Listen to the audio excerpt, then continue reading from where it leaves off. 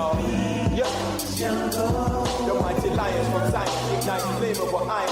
Tossing fire, leaving Babylon trying to escape is futile. Ooh, child, this country jungle is too wild. That's why we got more than two styles. To adapt to the situation is too sharp.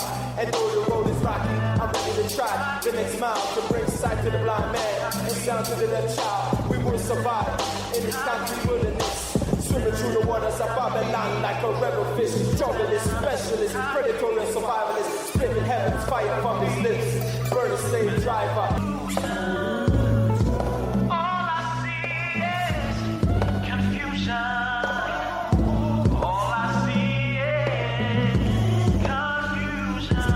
Welcome, listeners,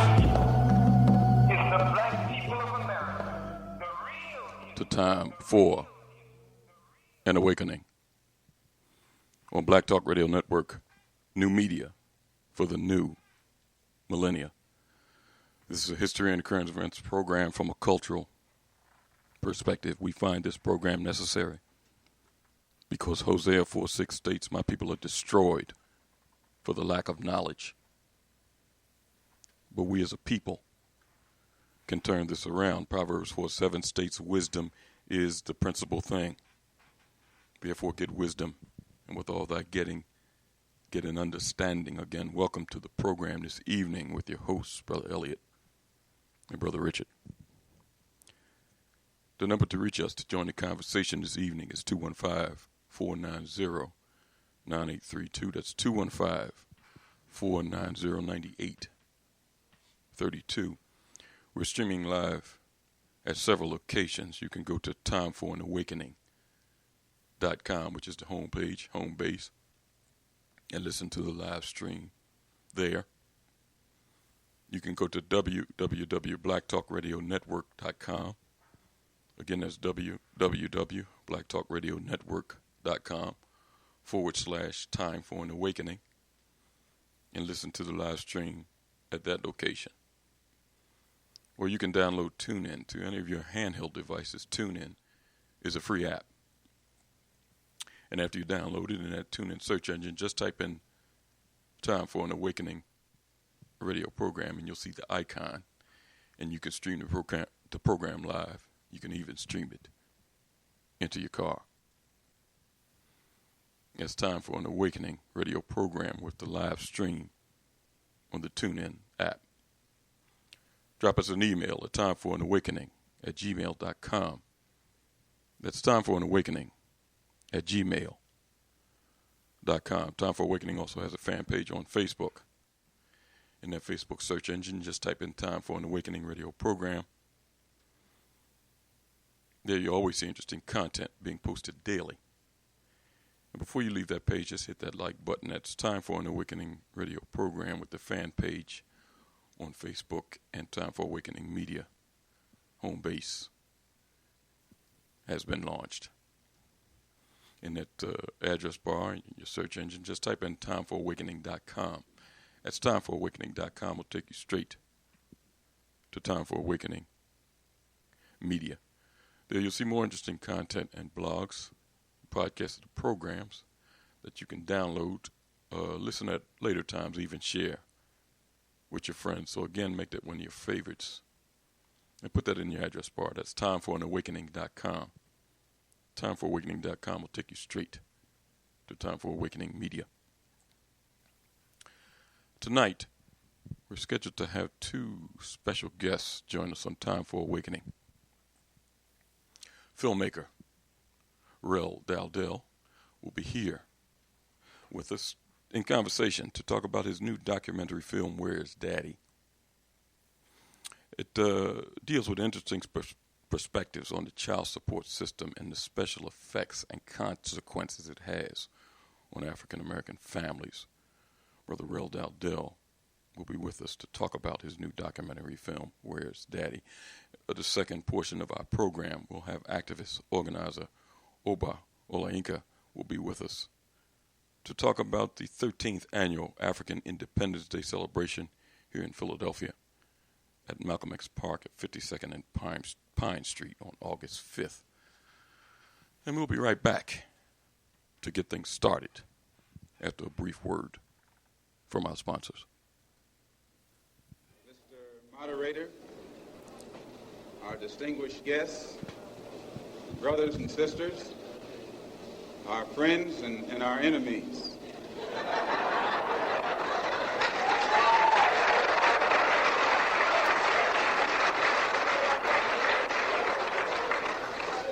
Everybody is here.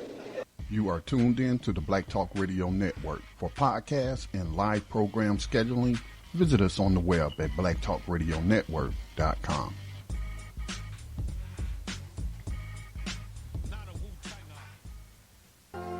All Insurance Incorporated, an African-American owned and operated insurance agency in business for over 20 years, located at 231 Southeastern Road in Glenside, PA, with other offices in Germantown and West Philadelphia. Call now for commercial insurance quotes, homeowners insurance quotes, automobile insurance quotes, notary and tax services, representing over 15 major A-rated insurance companies, offering a discount on all notary services when you call in for a free quote. Call this number, 215-885-2444. That number is 215-885-2444. 215-885-2444. All Insurance Incorporated.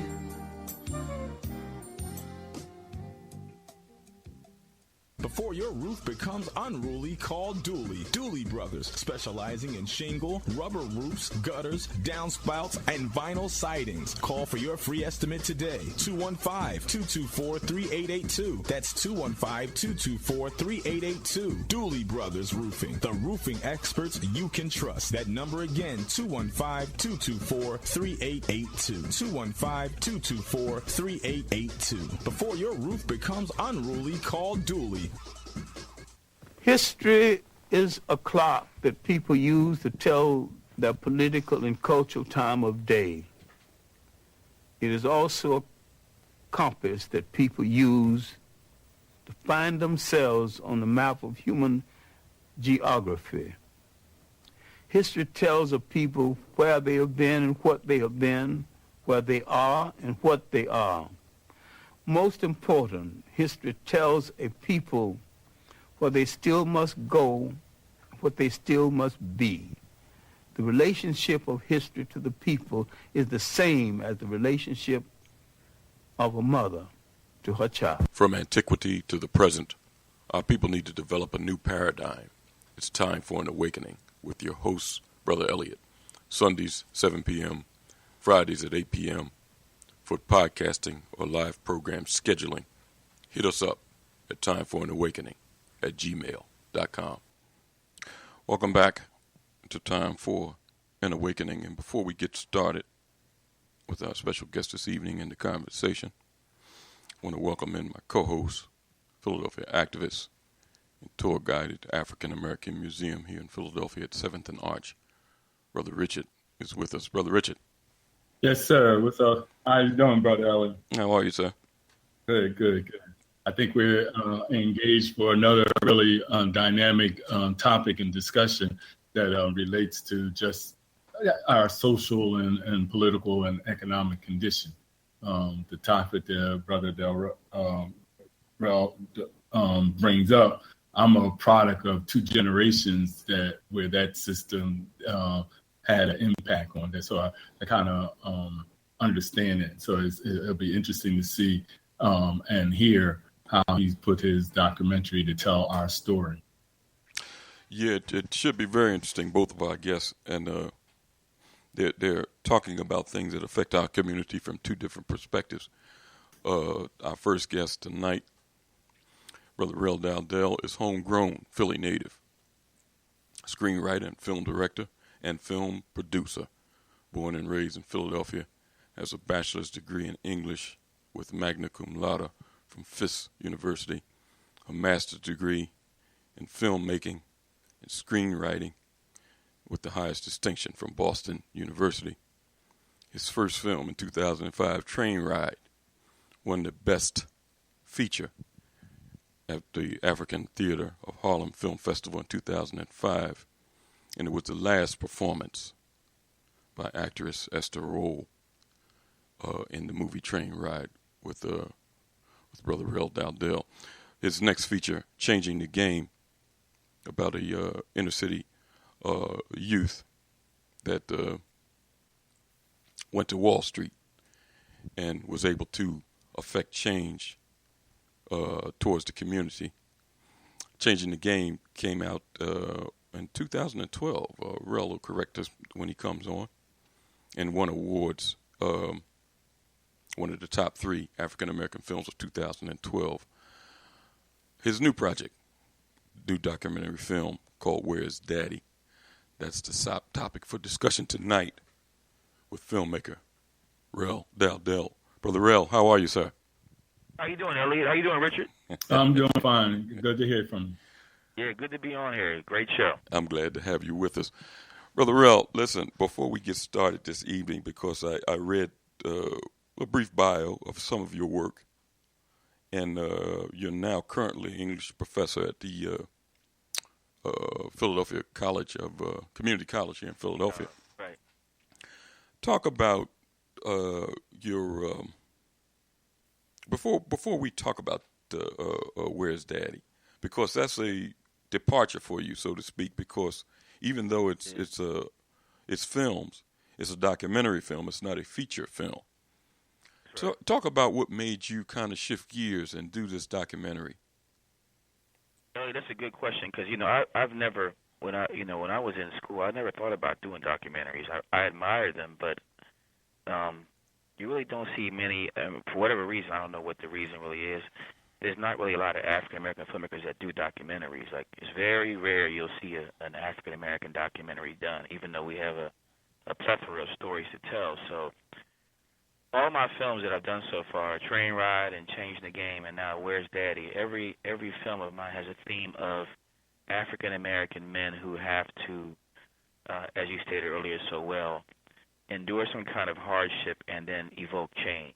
So I felt like doing this film, Where's Daddy? It really was a vision to me one night. I was watching, ironically enough, I was watching that crazy show, Maury Povich, and I was like, how come every show this Maury Povich does, he kind of uses black men almost as a stepping stool to show them running from being a responsible parent? It's like that you are not the daddy type of thing.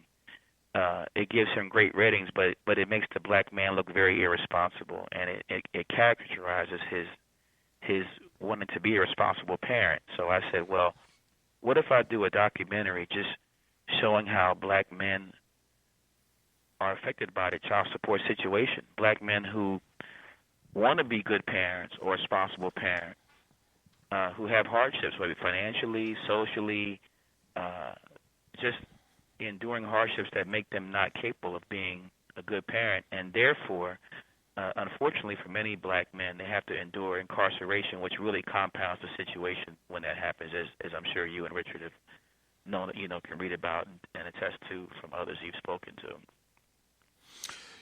Rel, your work in this film, and you mentioned that your first comment about not too many of our people do documentary films. And you're right, because I would like to see some of these stories being told, not in the fashion of, and I don't want to criticize Birth of a Nation. I think it was a good picture in its own right. But stories like that, I think, need to be told in a documentary fashion, because you would kind of get more of a truth and a real feel for the people talked about. You have Spike Lee that have done several documentaries, and I thought very well done. 4 Little Girls, the 2 that he did on Katrina, the one that he did on Jim Brown. I thought those documentaries were very well done. I can't wait to see your documentary, because knowing you and knowing your slant and your understanding of our community, being that you grew up right here in Philadelphia, I would love to see, and I see some of the people that's in the documentary. 2 of them I know personally. So I think it would be very interesting. I can't wait to see it. But talk about... It's funny you say that. I'm going to tell you, Go ahead. As you make your point, the reason why I think a lot of black men or blacks in general don't make documentaries is because they're not, quote unquote, the sexy Hollywood project, right? So you're not going to get the big, like the movie that came out this past weekend that made $30 million, Girls Trip, right? You're not going to get that big Hollywood cachet off of doing a documentary. If you can find any audience at all, for instance, Four Little Girls was made for about $4 or $5 million. It had a really, really good budget for a documentary. But when it came out in the theaters, it only made $100,000. See what I mean? Okay. So the trade-off is a documentary can be a very powerful, as you say, a vessel for change. But as far as getting people to embrace the documentary, people don't rush out to the theater to go see documentaries. They just don't, unless it's like Michael Moore, right? Michael Moore does something, and then Michael Moore is able to use his name to make a film like Fahrenheit or other ones that he's made and make a killing in the theaters. But it's very, one out of maybe every 100 or so documentaries can come out into the theater range and perform. So I think that's maybe the reason why a lot of people say, you know what, I may have a great documentary idea, but it may be better for me to do features. Now, one came out recently last year called The 13th that performed well. That came out online. Now, how about I Am Not Your Negro? That came out in theaters. That did well, and that got an Oscar nomination. But I think it should have been seen by either more people that even saw it. I think it did relatively well in the theaters, but and that's about James Baldwin, right? Mm-hmm. And that's an iconic figure. Even that film could have done much, much better. I saw it twice in the theaters, actually, and both times when I saw it, the theater was maybe half full. I went with one time in Cherry Hill. I went again to another place at the Ritz. I saw it twice to support the film because it's by a black filmmaker, Raoul Peck. But it both times I saw it, it was probably maybe a quarter full. But people loved it. But I think it's also, I'd like to add to get your feedback on, it's the question about the African-American story being told from a realistic perspective in that documentary format, that even as the audience, the African-American audience, we're not really ready to hear our story as it's told, because and I'm only saying that from the perspective of how much are we celebrating even our own history and from one generation to the next. And then on the other side, white audiences aren't actually opening when you use Michael Moore or as that audience is more open to support those ideals. But when you get down to the African-American story, they're not as well ready to come to the theater to actually watch that or to view that or to be confronted by that because of possible implications. That's right. And the Oscar that won last year, I agree with Elliott. I Am Not Your Negro, to me, was stellar. But the Oscar that won last year for Best Documentary was the OJ documentary that was on ESPN. Right. That won it, So when it came down to really giving the Best Documentary award out, I Am Not Your Negro and the 13th were overlooked for the OJ documentary. Brother Rel, let's get into Where's Daddy? I know that usually when people do documentaries that I've seen, they kind of travel all over and talk to various people in different parts of the country. But in conversations with you off the air, you said that you intended to do that when you put this documentary together. But you found that you had a cross-section of people right here in this tri-state area of Philadelphia where you put together the documentary basically here. Right. Talk about the men, the cross-section of men that were involved. Because, listen, usually when people talk about child support, and it's through media. Media is a drug, and it affects all of us in different ways. And usually when they talk about child support, immediately people's mind go to the foolishness that you just talked about earlier, a Maury show, with young people acting a fool on television, talking about, I don't want that child, I don't this and that. But child support, it comes from a cross-section of people, whether it's a young person that made a mistake and had a child early, whether it was a married couple that was married for a while and couldn't make it, or whether it was a boyfriend, girlfriend. It comes from all different stratas, but it seems as though system-wide that whatever happens, the system always manages to twist things where it can doubly or triply affect the African American community. Talk about it from your perspective of getting a cross section of men to talk about their experiences dealing with child support. Good question. Like I said, when I first thought about it, I had a producer, Melody, and another gentleman, Maurice. We all sat down, and I was like, I got to really get a good variety of people here. And I was working with a very, very limited budget. So I said, well, if I do have to travel, it's got to be somewhere where I could drive to, hopefully not too far. So we sat down, and after a while, we said, you know what? Between the three of us, we can come up with a good more than a dozen people that are in the Philadelphia area alone that will be more than happy to tell their stories. It's almost like for the black men in the film, from the one who makes the least amount of money to the high-profile athlete like Fred Barnett, who played for the Eagles and made the Pro Bowl in the 80s, everybody seemed to have like catharsis, meaning like for the black men involved, you could see like talking about this on camera with another black man who was like-minded and conscientious. That's why I made sure that when I sat down with these brothers, I didn't come off pretentious and haughty. I was like, let's sit down, man to man, and let me know what you feel about this issue. And for them, it was like catharsis, and that's why, you see one brother who got so emotional that he broke down. You see someone like, Fred Barnett, who was sitting in front of the Lincoln Stadium talking about his issues, and everybody's issue is different. But I covered all socioeconomic backgrounds. One subject is 70 years old, and he's dealing with it, Dr. Ralph Smith. So, like you said, it doesn't just affect one part of the black community. It affects the young person who may have just made a judgment in hindsight that may have been rash, or it could have been someone who's even, potentially a senior citizen who's dealing with this issue with a relationship that didn't work out. It could have been went wrong somewhere.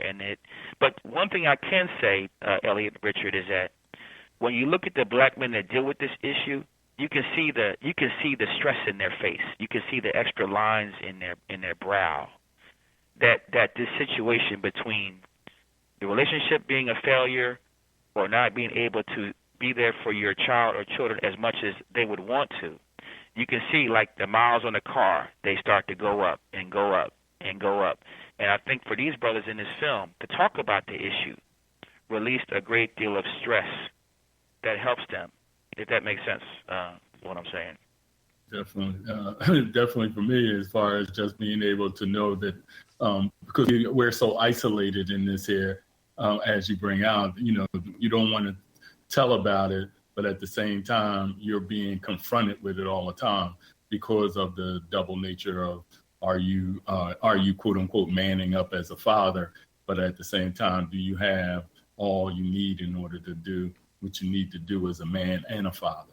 So I probably can relate to that point. And it seems to me that this issue is something that black men and black women really need to talk about. Like, I hope this film, I can only pray that when the film is released, and however way it's released, that it causes some dialogue, because it seems to me that there's a bridge here, there's a gap between the black man and black woman as far as really talking about this issue to really try to make some changes, because for the black man that really does not have the financial capacity to provide for the child, if he doesn't have it, or if he's unable to provide for whatever reason physically, is it the right thing to do to punish this man by putting him in jail for trying?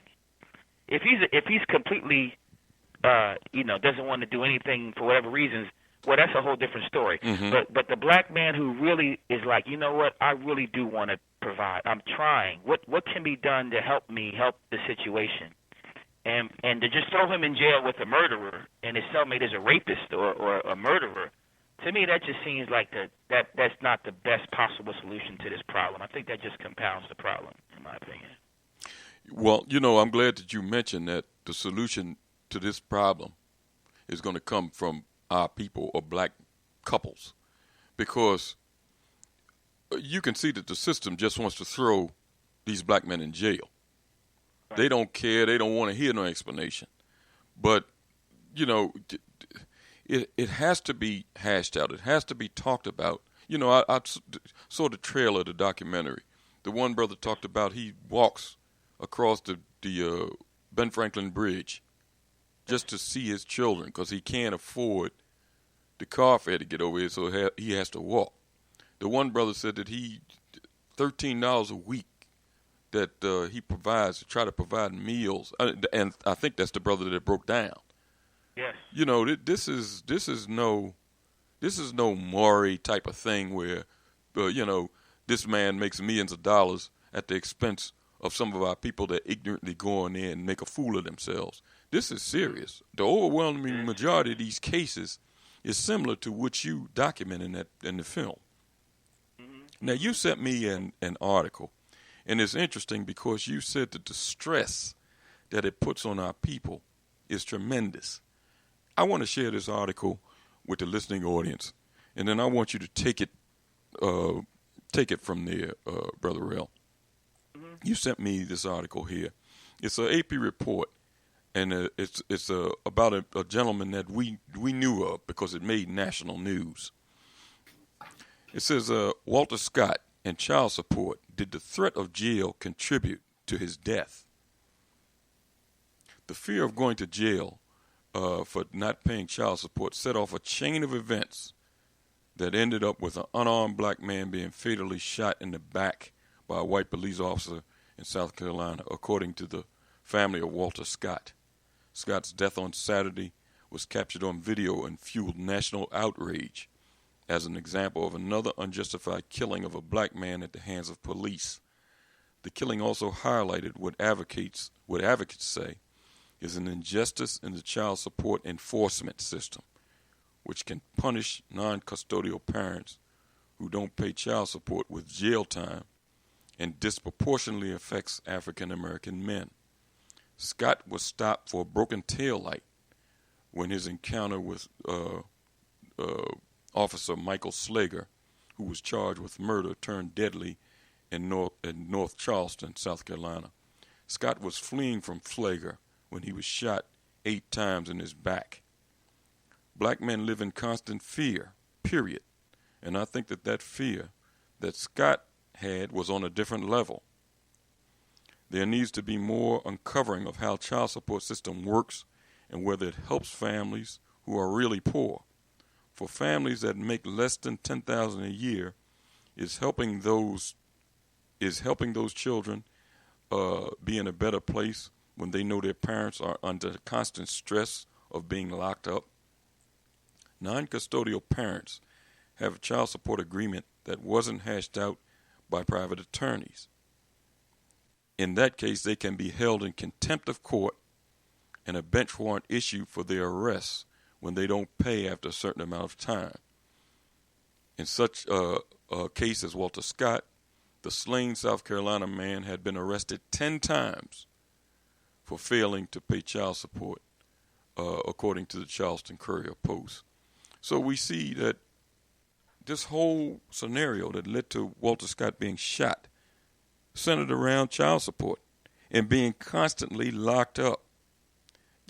Talk about that from your perspective, Brother Rel, because you sent me that article. Read that, and hearing it again is heart wrenching. And also, before I talk about that, I'm glad you also mentioned the trailer because for those that are in your listening audience, you can see the trailer for Where's Daddy on YouTube. Just go to YouTube and put in Where's Daddy trailer, and it comes right up, and you can see all the things that Brother Elliott mentioned. The more people that see that trailer, the better, because whoever watches that will pass it on. I think Walter Scott, even though his name is Walter Scott, he represents a great deal of black men across this country who are dealing with that issue, and he got the worst end of the situation by losing his life, and I just think that the only way, like you said earlier, that the Walter Scott situation, or the other one I sent you about Michael Robinson, who died in jail because he couldn't get an insulin shot, and other black men who die because of the child support system, it's got to be some powerful people to help make change. And like you said, the change is going to start with dialogue between black men and black women. Walter Scott is there's people out here who have more than more than 10 support orders than he has. Some of them have 20, some have 30, on their record, but they don't know what to do. That I guess the main thing that, and I want to ask you and Richard the same thing is like with this dialogue is like, what really can be done to help brothers in that situation? Like what really can black men do for each other to help them deal with these types of things? Because, one thing about black men also, we have to help each other get through these things as well. And I think that the police and everyone are involved in Walter Scott's tragedy. But before this tragedy happened, there was a disconnect somewhere where Walter Scott got on this trajectory downward that led to this unfortunate demise. Does that make sense what I'm saying? Oh, definitely. Yeah. If I may, Elliott, go ahead, Richard. And I appreciate you raising that point, because as I was looking over things to just to engage in this conversation, like I said, I'm a child of public assistance, so my father, who wasn't around, and I'm saying this for a particular point, by the time I was in my 40s, he got notice from the child support system. Now, my mother had never wanted to place him under the system, but the way the law is written, even if the woman doesn't place you under, you're still obligated by the state to pay for child support. Also, my brother, who they didn't. My father was able, because of time, to be able to they worked that out, because my mother consistently refused to place them under, and they needed that the law set for, and then age. But my brother had to serve time for child support while he was taking care of his children. But when I looked at the law, to your question, it seems that for black men particularly, that we have to realize that this is a political issue, and a political issue that was created to get money, just like people being pulled over and given tickets or for unnecessary things, where we've heard in these counties, this was a way that they generated income. Well, the child support system, as I've seen it, was a way that the state was to generate income. And then the federal came in order to compensate the state for the public assistance money that it was providing the state. So, for me, we as black men have to recognize that this is a political issue, that we have to come to the table with a policy to turn back the way this system is operating, because it isn't operating in our best interest because of the things that you bring out in those personal experience in your documentary.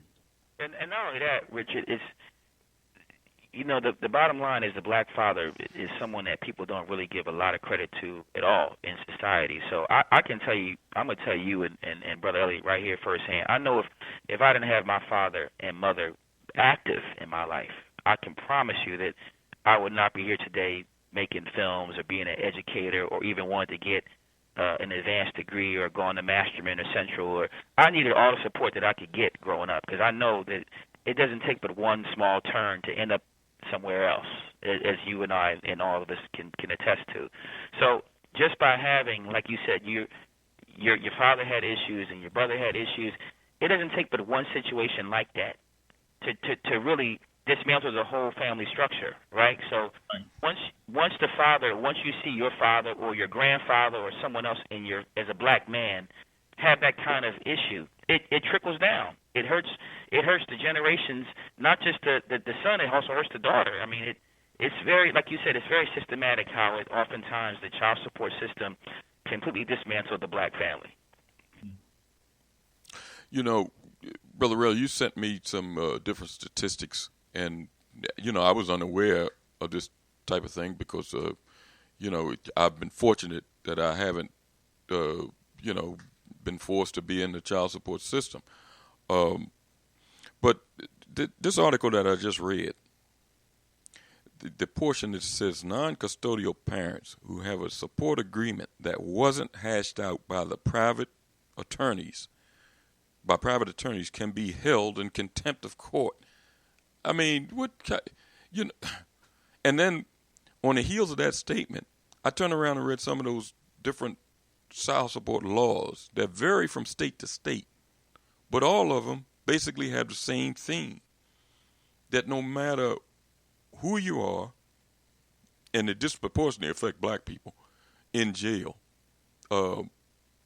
When I read the cases of all the people in prison, all the blacks that are in prison, over half of them are in there for child support.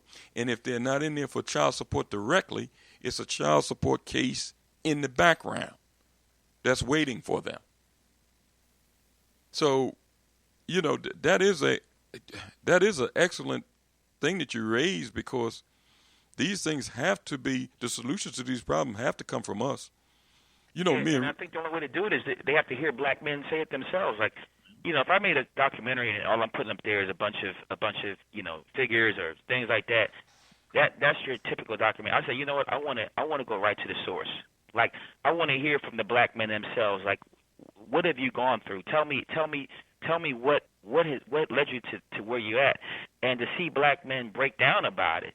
It really lets you know, like we said earlier, it's devastating. A lot of black men. I just think that it's going to take a lot of change, and I don't know if where the change is going to come from as far as getting more equality for the situation, but it's got to be something to be said. Like Richard made a point that was very profound. He said that his mother did not want to put the father under the order so that he would have had to serve time. But unfortunately, in our community, that's not the case.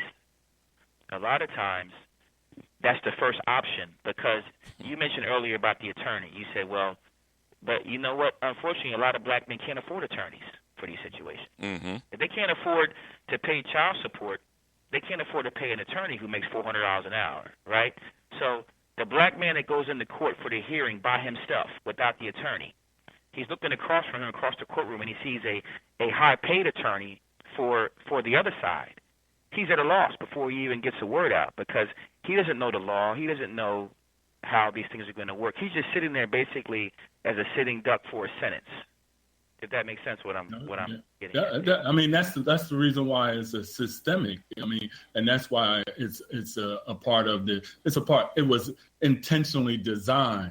I think it is the opposite side, because when you look at our community, particularly the opposite side of the public assistance system, you know, that supposedly support women, which at that point was that you couldn't even have a man in the house if you got public assistance, meaning that even if you didn't have that, the father wanted to be with his family, but because of the economics and job, you know, the job opportunities, if you couldn't do that, you had to go away, then the woman, the mother, collects the public assistance. That was set up so that to make sure that he or no other man would be in the house to provide that other male or man support, as you said, that is necessary.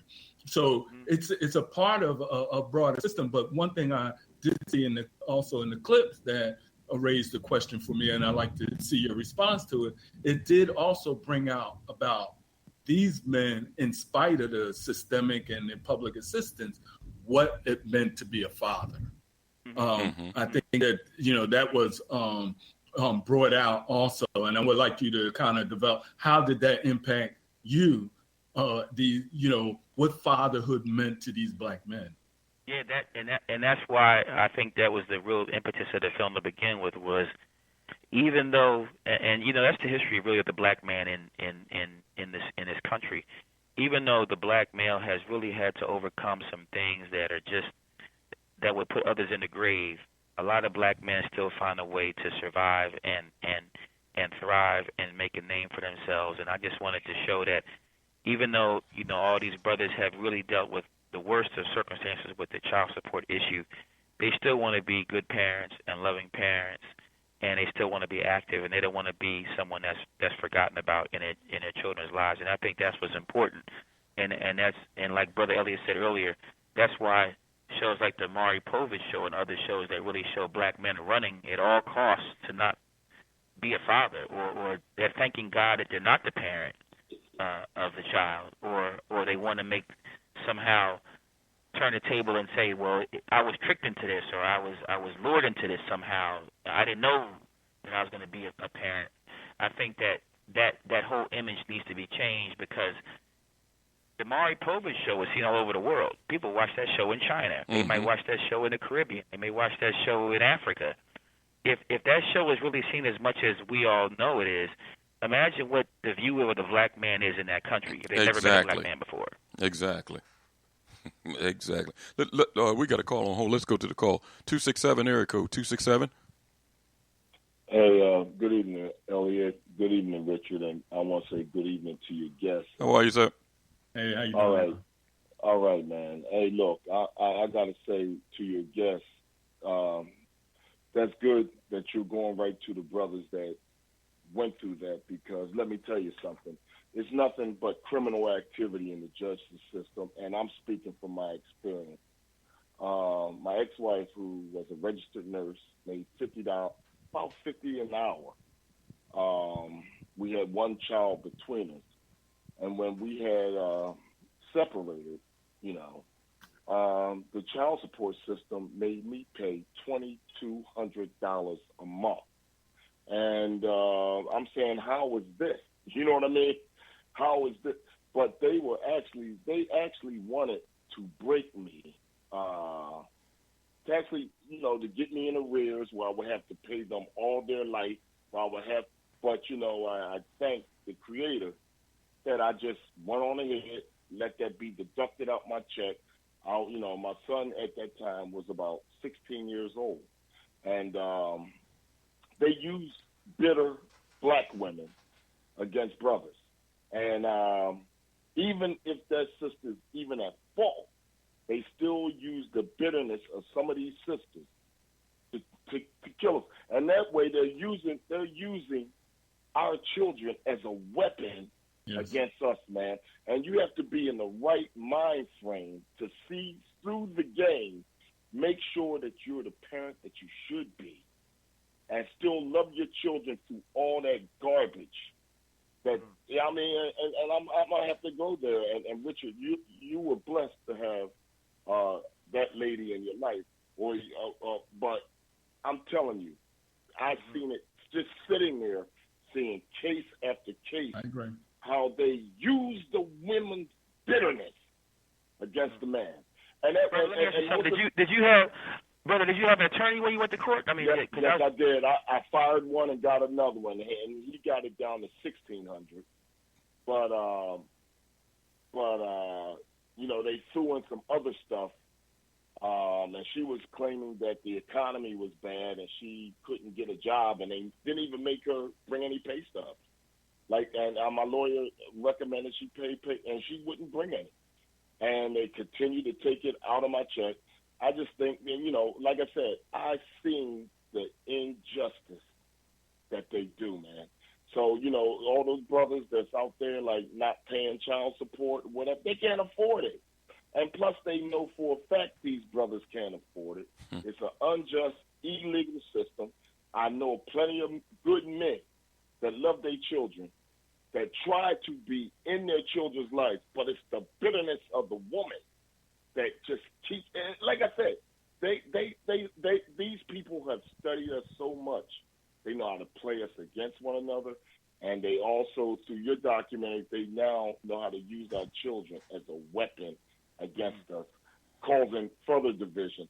So I just wanted to call in and speak from my experience, because that's what I normally always do anyway. I just talk about what I've been through, and you're absolutely correct with your, with your video and everything else, man. It's killing these brothers out here. I know one brother right now. I hope when we get this released, brother, you'll see it, and you can go look at the trailer online and tell people, because I'm really trying to get this out before the end of the year. And I hope that it brothers like yourself are just like the ones in the movie, brothers who really were trying to do the right thing, and whether it was bitterness or hardship or something, but the one thing I have seen among all the brothers in there, There was no sympathy for them anywhere. No one gave them a break when they really were asking for some assistance. They didn't get it. And by talking to these brothers face to face, not on Skype, I can just see the pain. Literally, I could look at these brothers and just see them like just rehashing it. It's almost like opening up a wound on their arm, like by talking about it. You know what I mean? It was like just talking about what happened to them made them like it's like tearing off a scab. Right. Now, I'm going to tell you, some of it's substance abuse. You know what I mean? Now, you see, since the substance abuse has went into another society, they want to treat it like it's this, or, oh, woe is me, we got to do something about this. Let's get them help. But when it was our people being directly with, they threw everything in the book, including child support, against them, knowing what we're up against. I'm watching a series right now that's showing you about the crack cocaine epidemic and how the CIA was right behind it. This thing is so criminal. They use everything against us. Mm-hmm. And if we're not really on our game, and that got to include the sisters. Now I know they were socially engineered in the early '90s. With all these black feminist shows, Oprah, and all this mess was coming out, and the black man was the enemy. But they didn't really see the real enemy behind the scenes creating through discrimination, through hardships, through a lot of different things. So for separate, and they used the bit. I've seen this right in my own. They used the bitterness of that female to keep us in check, man. I'm telling you. So I just wanted to call in and give my experience with child support. $2,200 a month for one child, and this woman was a registered nurse. They let me see right through them, but I would not let that deter my love for my child, and that wouldn't let me, resort to violence or anything like that. Even though I carried some anger toward that person for a long time, I'm glad that I could get it together, and now we're on speaking terms years later. But I'm telling you, man, it's really rough out there on black men. Very rough. We have no sympathy whatsoever. Let me ask you a question before you leave us, because Brother Rel Dowdell asked earlier about, solutions that, we could come up with, because the system is not going to come up with solutions. They're going to come up with locking us up. What do you, as a person that has went through trials and tribulations and have come through it, what do you recommend? Because there's other young folks that's going to follow that path. We know it. What do you recommend? How would you recommend men intervening, think tanks, yes. groups? What do you give us? Go ahead. There are some groups out there you have to really dig deep for, but black fathers against the child support system. There are some out here. There are some, but like what we don't support these groups, and we need these groups. It's groups out here to deal with that, but the person themselves has to be willing to get the help. You know what I mean? You got to be willing to ask for help, showing that you're vulnerable. Have more programs like this to let you know that our brothers are in jail for a whole bunch of nonsense. And it's nothing but slavery all over again. Brother Scotty Reed is absolutely right.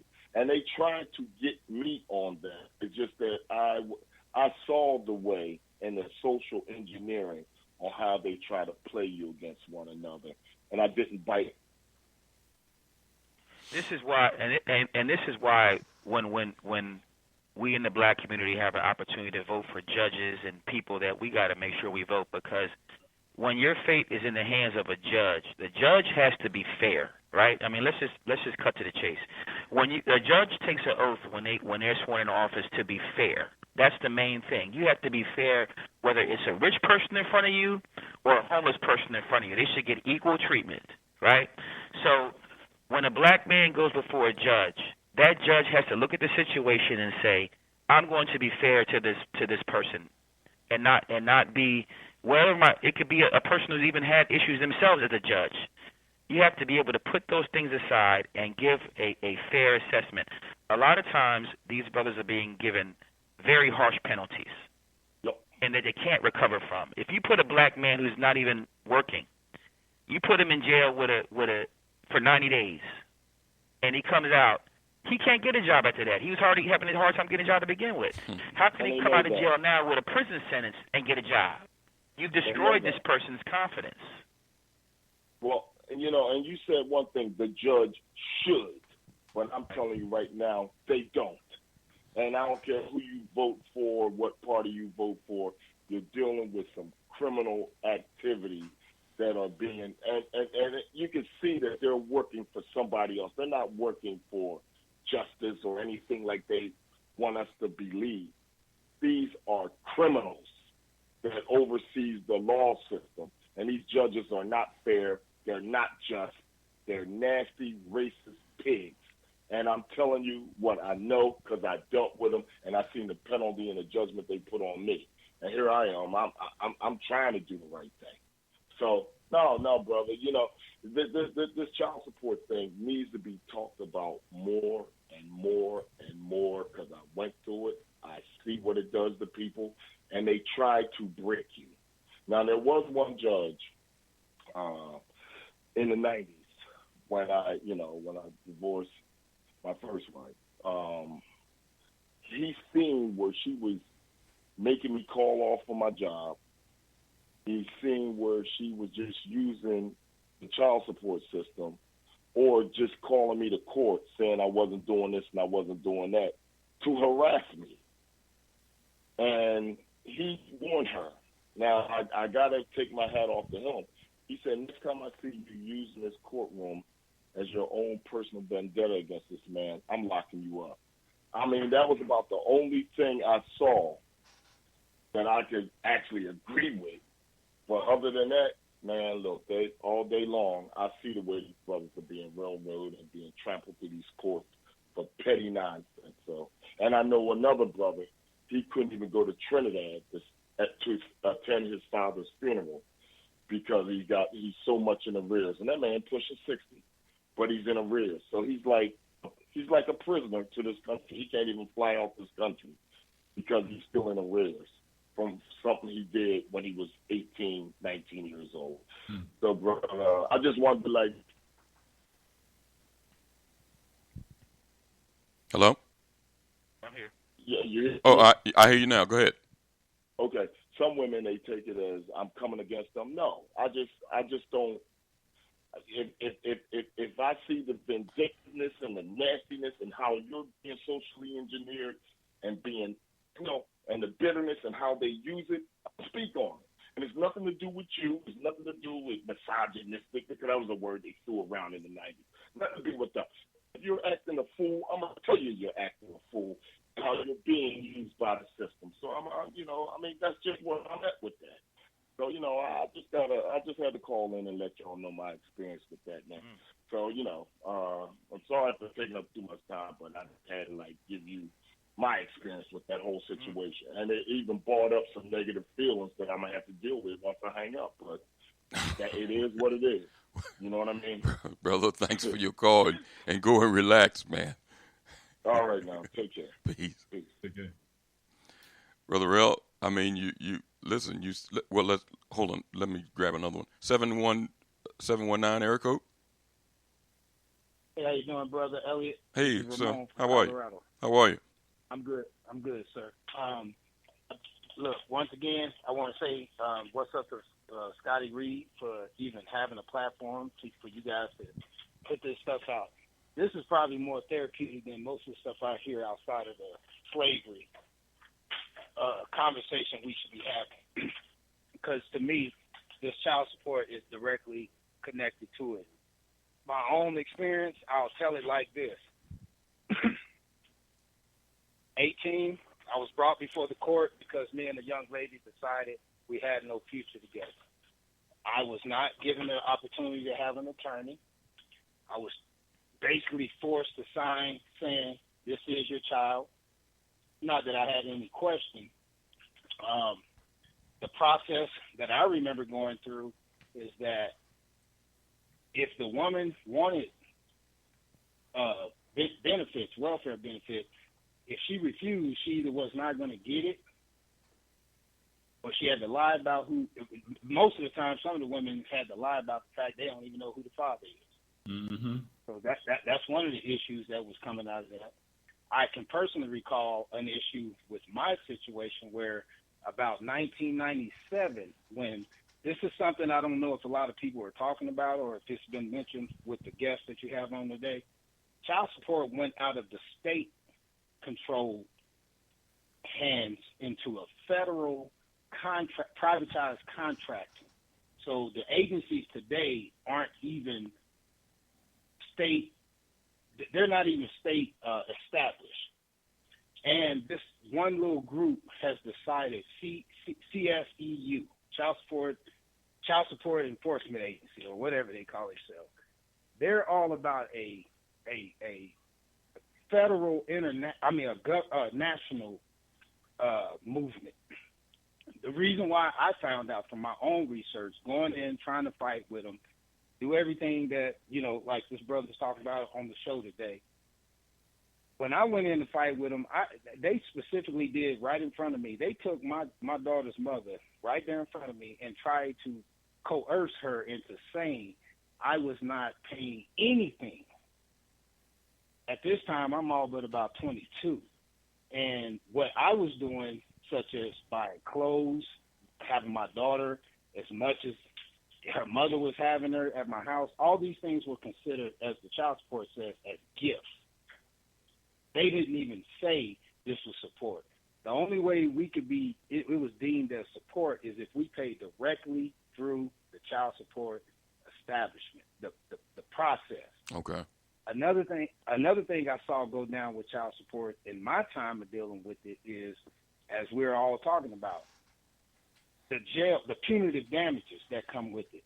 I argued a judge, and another thing that doesn't get talked about is the women themselves, even if they're not for child support or trying to pursue it with this harassment type of method, they are given an attorney, which is the child support attorneys.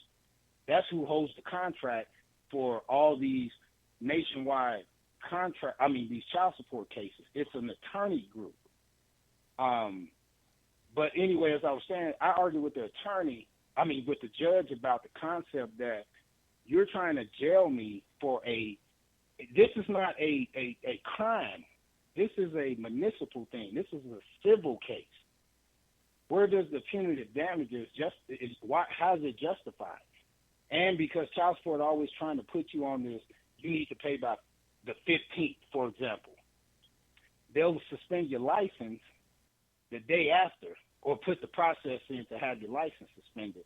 My argument to the court was I should have the allotted time to pay this child support within that 30 days. The judge did agree, so she made that part of my arrears. That's the sad thing about this. I'm still paying arrears from when I went to jail. When we try to file motions to go in and try to review, typically they will take the arrears and still treat it like they'll say it's not a current case, but they will treat it and use the guidelines for a active child support case. So that's why someone can be 60 years old still paying arrears. Mm-hmm. So, these are things that are going on in that system that I myself have actually been fighting, and I'm glad. I'm so happy. I'm elated to hear this man putting out a documentary and addressing this issue. This is one that has brought problems into my family, to my marriage that I've been married for 20 years. Because when the wife can't understand the process of child support, then she thinks that you're just being taken advantage of, which I agree. But they're thinking that we are just laying down, taking it, don't want to fight back. We go in there, we're really unprepared. The court, I remember in my last situation when we were trying to wrap up my situation with my children, is that they were still trying to deem the children dependable up to the age of 25. Or here's one for you. If the child hasn't graduated by the age of 21, they can still claim child support for this child. But if the child is in school, now this is the state of Colorado I'm talking about, but if the child is still in school, they can continue to pursue an active case even after 21. Mm-hmm. So a lot of people's cases don't even go into arrears until their children are probably within damn near 30 years old. So that's a lot of what is going on that I've done my personal research for the state of Colorado and how the federal funding of the child support agency is going now as a privatized system. That's what I was able to understand and discover, that these are more or less like they keep these cases going so they can stay working. That's the easiest way I can say it. Thank you. Ramon, listen, I want to thank you for your contribution, man. Before we let you go, Brother Rel, yes, sir. You heard Brother Ramon. You want to make any comment before I let him go?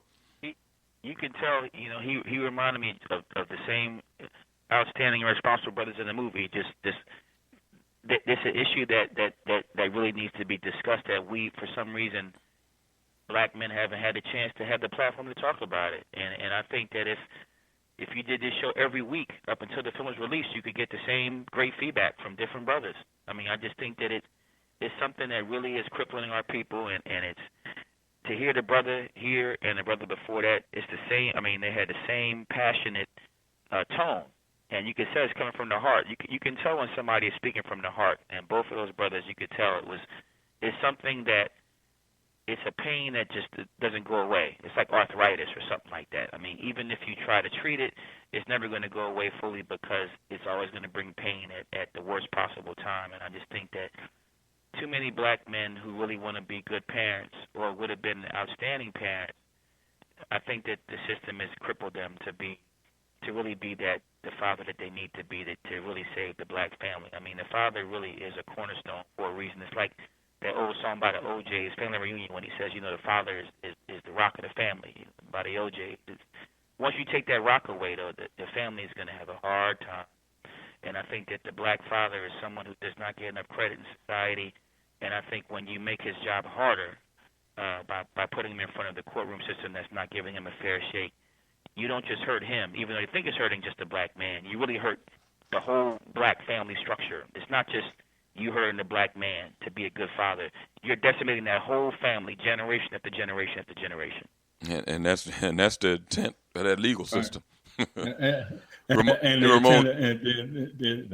Ramon, thanks for your call, man. Well, Brother Elliott, can I ask Brother Rel this question? Go ahead. I'm muted out. Brother Rel, were you able to discover what I found out about child support? It was actually a process invented for rich men, rich white men to be exact, who were leaving their wives, with all these riches, but with no, they basically would just take off and say, hey, figure it out for yourself. Did you discover that information? Oh, I didn't. That's powerful, because like I said, it was a vision I had, brother, and to just let black men speak about it. And what I did was, it was like I would sit in front of the brothers, and I had some questions that I wanted to ask. And then once I started asking questions about, it's the same one every time I said, once I was like, tell me your experience with the child support system, their whole expression would change. I would say, what's your name, brother? What do you do for a living? Da-da-da-da. Then the gun would be, well, tell me your experience.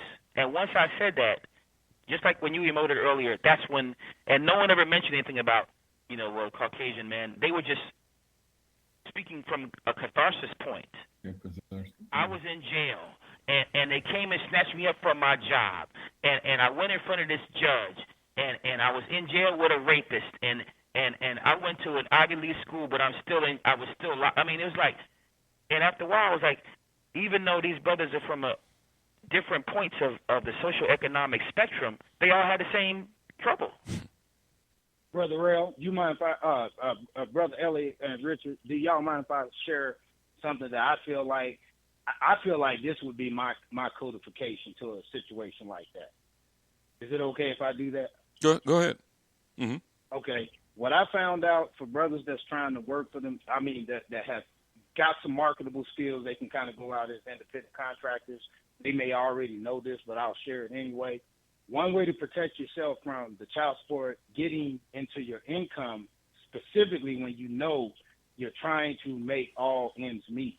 If you set yourself up as as you can incorporate your own name, or you can even sole proprietor your own name as a business. Right. And the state, I had a standoff with the state of Colorado about this, to the point where I had to actually set myself up as I am a business, but I'm saying in order to keep and prevent child support from digging into my private accounts, I just had to set myself up with an EIN. Right. Recently, I've learned about foundations, which I'm not trying to help somebody be a deadbeat father. That's not what I'm trying to do. Because like myself, I continue to pay on my arrears. I have no reason to want to run from it. Point is, it just seems like they really don't want you to pay this debt off. They'll find any way and every way to try to harass you about being a week or two behind. So I found out over the last 6 months, you can set yourself up as a business with a trust, with a trustee and a foundation, and that can protect these brothers from having their finances screwed with. I'm not saying this to have them out here trying to be deadbeat fathers, because I don't agree with that. I just simply agree with the fact that going through that process myself, I'm 43. This started with me at 18, so I'm speaking from a personal point of view. I saw the court system turn from, I don't think it was ever good. That's why I brought up, if Brother Rel had read that, this was a system actually invented for rich white men running off, leaving their families. And then they figured out how to use it towards us. Right. One thing I don't like, though, is that we're not actively pursuing, and this would be to the men that are on child support. I would say this is my own. When my wife would push me into the point of write letters, go push it, keep going after them as much as they come after you, you do start to see a change. And I can honestly say that. You'll start seeing a change in, well, you can't call and harass me. This is like a debtor's prison process you're doing. You start having responses like that towards them, they start to they approach you with a different process then. They don't start yelling jail no more. The one that does seem to be very difficult to get out of their hands is the suspension of your license. I'm still looking at what statutes we could use to kind of prevent that from happening as well, and to take it out of the hands of a debtor's prison. So if anybody's on this line that are suffering the same situations I, like many other black men, are, we could all collectively find that answer. How can we take, or what statutes do they have out there that prevent them from tampering with your employment through your license and things like that? That's probably the number one reason most men end up unemployed dealing with child support. Thank you, and I'll mute my line. Mm-hmm. If I can, because I did read that what Brother Raymond said, Brother Rel and Brother Elliott, about if the system was initially generated for white middle-class white men, and but I also, if I can just run off those rules, which also Brother Raymond made the point about how the federal laws got in place, and that took it to more level, especially I see around the Clinton area. In 1975, President Ford enacted the Title 4D child support system designed to reimburse states for public assistance. And in 1986, Congress enacted the Brady Amendment. Child support orders could not be forgiven or reduced. These are federal laws, right? 1996, the Personal Responsibility and Work Opportunity Reconciliation Act required employers to report new employees so that they could be matched against the child support orders to enforce automatic wage garnishing. In 1998, Clinton signed into law the Deadbeat Parent Punishment Act, which created a new category for federal felonies, and the Child Support Performance Incentive Act.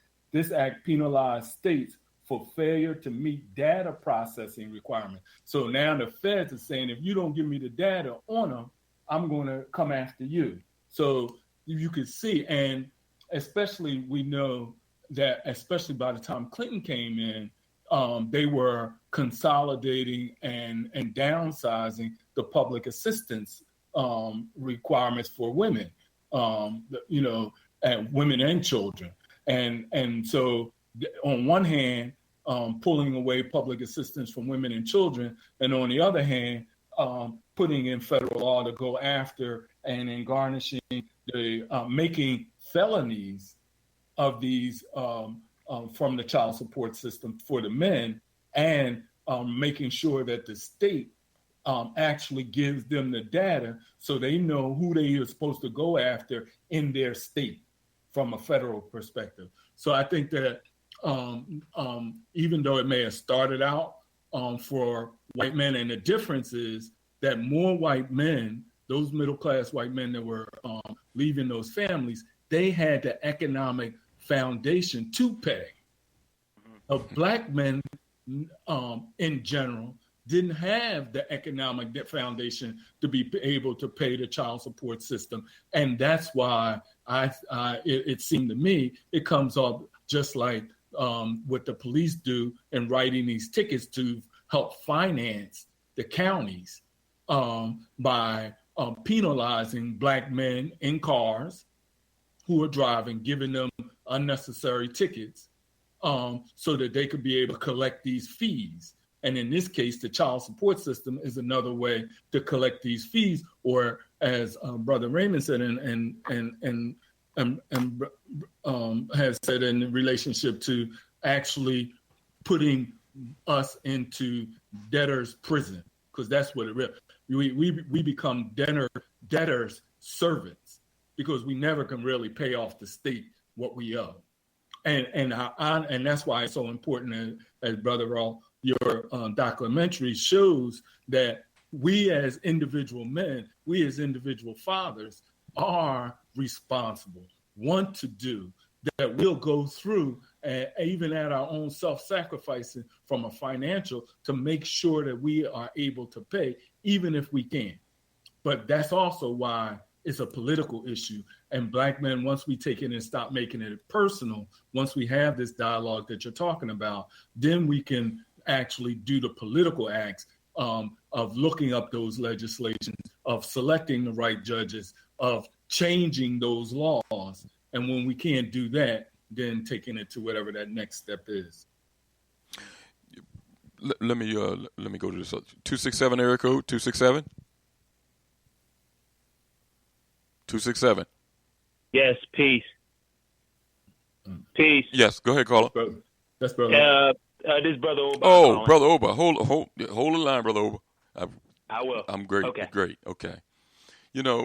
Listen, you've heard from a few callers, brother Rel, and I think that your documentary might be very impactful nationwide to a lot of black men and women, because I think this conversation needs to be had, and they got to realize that there's a system out there that's intent to destroy black families and pit one against the other, and they've been successful. But the solution to this problem is going to have to come from us, and it might come from your documentary being screened in churches, being screened at community groups, being screened at black civic organizations. Everybody needs to sit down, watch this documentary, and then have some serious talk afterwards, because it's not only affecting. Richard, when it comes out, we need to do this again. You know what I mean? And before we have the release date and pick it up and so people will know. And I agree with you. That'll start it all up again. Well, the door is always open to you, brother. And listen, before I let you go, you talked about your first film, A Train Ride, was the last film that Esther Roll did. You know that Esther Roll was an iconic actress among black folks, and near the end of her life, she made what a lot of whites consider controversial statements about acting and blacks in acting and whites' controlling of acting. What was your impressions of Miss Roll in her waning years? And I'm not sure how long it was after her completion of that film did she pass. But talk about your impressions of Miss Rowe. Yeah, I'm glad you asked that. I always wanted, every chance I get, talk about how much she meant to myself and what I'll do today. It was, when I met her, she was already pretty ill, and when we did the train ride, the feature version of it, I remember her doctor called me, and the doctor was like, "What's your name, young man?" I said, "Rel Dowdell." He said, "Are you related to Miss Rowe?" He said, "Are you her son? Are you her nephew?" I was like, "No." I said, "I'm a filmmaker who, She says, "Well, she has a great deal of devotion to you, young man. She wants to go against her dialysis treatment here on Monday to fly to be in your film, and I'm advising her not to come, because she's on dialysis and it could endanger her. But I wanted to talk to you to see who you were." and she came. She flew up here from L.A. and we shot the film at Channing University, and she played the dean of the college. And I remember on a set, she would sit down, and I had to help her up. I had to lift her up out of her chair and walk her to where when you shoot a film, everybody has a mark. You put an X on the ground, and that's where you stand for the scene, so the camera doesn't go haywire when you're shooting. And I had to lift her up. I would take her to the mark, and then she would do her lines like she did on Good Times. It was flawless acting. Then when I say cut, she would stumble. I had to pick her back up and take her back to her chair. And this is an independent film where, we're not even paying nearly the amount of wages that you should get on a Hollywood movie. But Esther Roll, to me, was a symbol of the old school mentality that we as blacks need today, of those who are not afraid to give back to others who deserve help, right? I mean, that's the one thing that Esther Roll taught me, is like, no matter, what you've done or what you've accomplished, it's the right thing to do to reach back and send the elevator back down to someone else who wants to come up if they're deserving of the opportunity. So, I went to her funeral, and I sat next to the brother that was on What's Happening, Ernest Thomas, who played Raj, and we were both, emotional wrecks, because it was, we both talked about what she meant to not just her and to us, but to the whole black community. I mean, Esther Roll was a real maternal figure in the 70s, and I think it's a testament that show still is on today. As popular today as it is, I mean, it comes on now more than it did back when it was on in its prime. It comes on like 4 or 5 times a day. And I think that's a testament to not just Esther Roll, but also the fact that if it wasn't for Esther Roll, John Amos would never have been on the show, because she's the reason why John Amos got a job, because when the show was conceived, it was not meant to have a black father in the show. But she told Norman Lear, "I don't want to have a show where you just have a single black mother raising children by herself. We need a black father on here, and he should be a strong black father." And that's how John Amos got the job. So Esther Roll did a great deal to save. Imagine Good Times without the father on the show. I mean, imagine Good Times to this day without the character of James Evans on it. It's a totally different show. And she also objected vehemently when they put him off the show. They killed him off. Remember that? They killed him off with no explanation. This one day he's dead. He didn't come back from a trip or something like that. And that caused a great deal of dissension on that set as well. But she stood by her principles, and we need more of that in our community. I think we need to learn from people like Esther Roll to make our community better. Brother Rel, I want to thank you for being with us. I'm looking forward to the release of the film. When is it scheduled? I want to get it out by the end of the year. I'll let you know as soon as I get a release date. That, like I said, I wanted the trailer to start a buzz, which I thank God that you and Richard have seen it, and other people have seen it as well. I want to talk about it. Just go to YouTube and put in "Where's Daddy" movie trailer. It comes right up, and I'm definitely going to have a release date on that trailer as soon as I can. But I'm glad the dialogue is starting, because I think that anticipation for any movie in our community that helps uplift us is beneficial. And I just hope that the right people, like you said, see it. So when it does come out, it does start that dialogue, whether it has a group of people or a church group or a community group, and people say, you know what, this film is going to start bringing dialogue in our community that we haven't had before between black men and black women to help bridge that gap, to bring some well-needed change. I want to thank you for being with us, man, and I'll talk to you soon. All right, Rich. All right, Rel. Thank you, brothers. All right. Peace. God bless. All right. We'll be right back. Second portion of our program, Brother Oba Olayinka, the 13th Annual African Independence Day celebration here in Philadelphia. at Malcolm X Park, 52nd and Pine Street, August 5th. We'll be in discussion with Brother Oba right after the brief break. We'll be right back.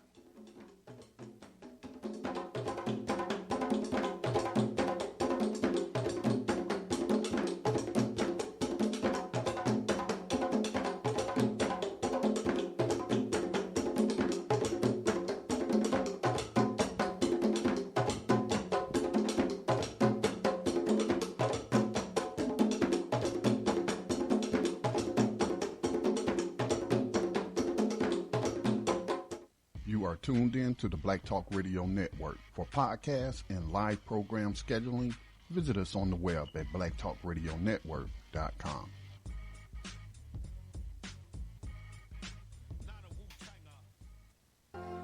All Insurance Incorporated, an African-American owned and operated insurance agency in business for over 20 years, located at 231 Southeastern Road in Glenside, PA, with other offices in Germantown and West Philadelphia. Call now for commercial insurance quotes, homeowners insurance quotes, automobile insurance quotes, notary and tax services, representing over 15 major A-rated insurance companies, offering a discount on all notary services when you call in for a free quote. Call this number, 215-885-2444. That number is 215-885-2444. 215-885-2444. All Insurance Incorporated.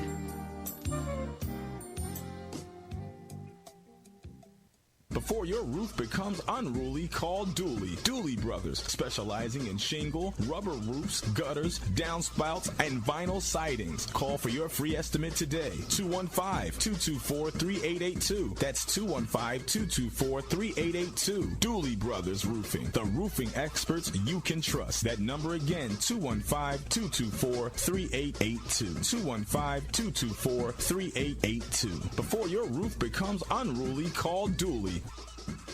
RG Electrical Inspections provides electrical inspections for realtors, licensed electricians, and homeowners. Licensed and insured underwriter, serving Philadelphia and surrounding area. Call today, 484-268-9837. I transformed a $24,000 a year odd job handyman service into a 7-figure high-end custom home builder and commercial contractor licensed and operating in 3 states. This is just one of the tangible transformations I've created for entrepreneurs in various industries around the country. If this isn't what you think of when you think of accounting and business consulting, then get ready to take down this invaluable information. Are you an entrepreneur suffering with a stagnating company? Have headache customers, staff, or vendors? Are you rebounding from a loss and need help achieving your unrealized potential? Or are you a startup who wants to get it right the first time and avoid the costly mistakes? Hi, my name is Nataki Kamban. If you're ready to go beyond advising and coaching and get results, then call 301-244-9072. Let New Business Solutions recommend and implement the best comprehensive sales, administrative, human resources, accounting, and operations to help you grow into your vision for yourself and your company. Again, from anywhere nationally, call 301-244-9072 or pull us up on your device right now and book your free consultation at www.newbusinesssolutions.com. And just mention you heard this special announcement on Time for an Awakening. That says there's a zero quota on blacks coming into the country, but it's a white country for white Europeans only.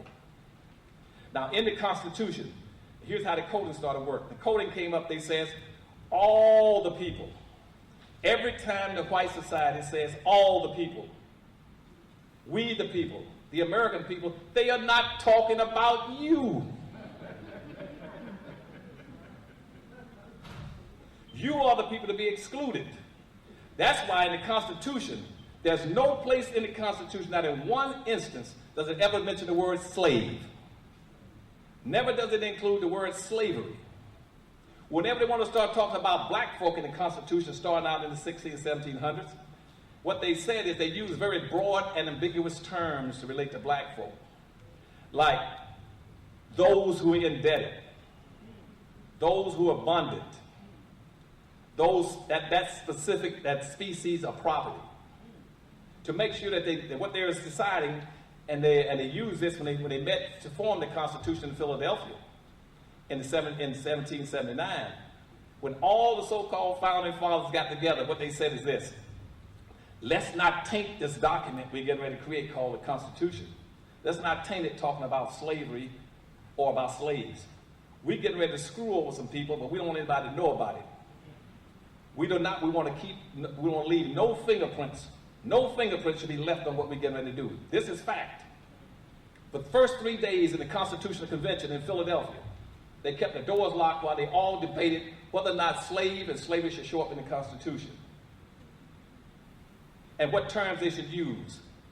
And they went out of their way to say that nobody ought to use those terms.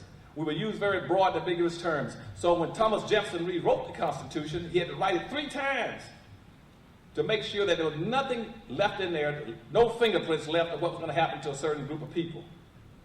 And so when you read the Constitution, it says, we the people, you just had it. All the people, you just had it. When the Constitution said that all men are created equal, they weren't talking about you. Because at the same time the Constitution said all the people are equal. They had already classified in the Constitution that you would be a 3/5 of a human being. They weren't talking about you. But somehow, my people never understand that. They talk about the Constitution, what they call the Founding Fathers. The Founding Fathers knew the game. They set that up in the Constitution so that they can always track that with no fingerprints. When they said in the Constitution, for instance, that all people are created equal, they've been endowed by their God to have inalienable rights. To what? To life, liberty, and what? No, that's what it got you again. It wasn't for the pursuit of happiness. It was pursuit of property. They switched on you.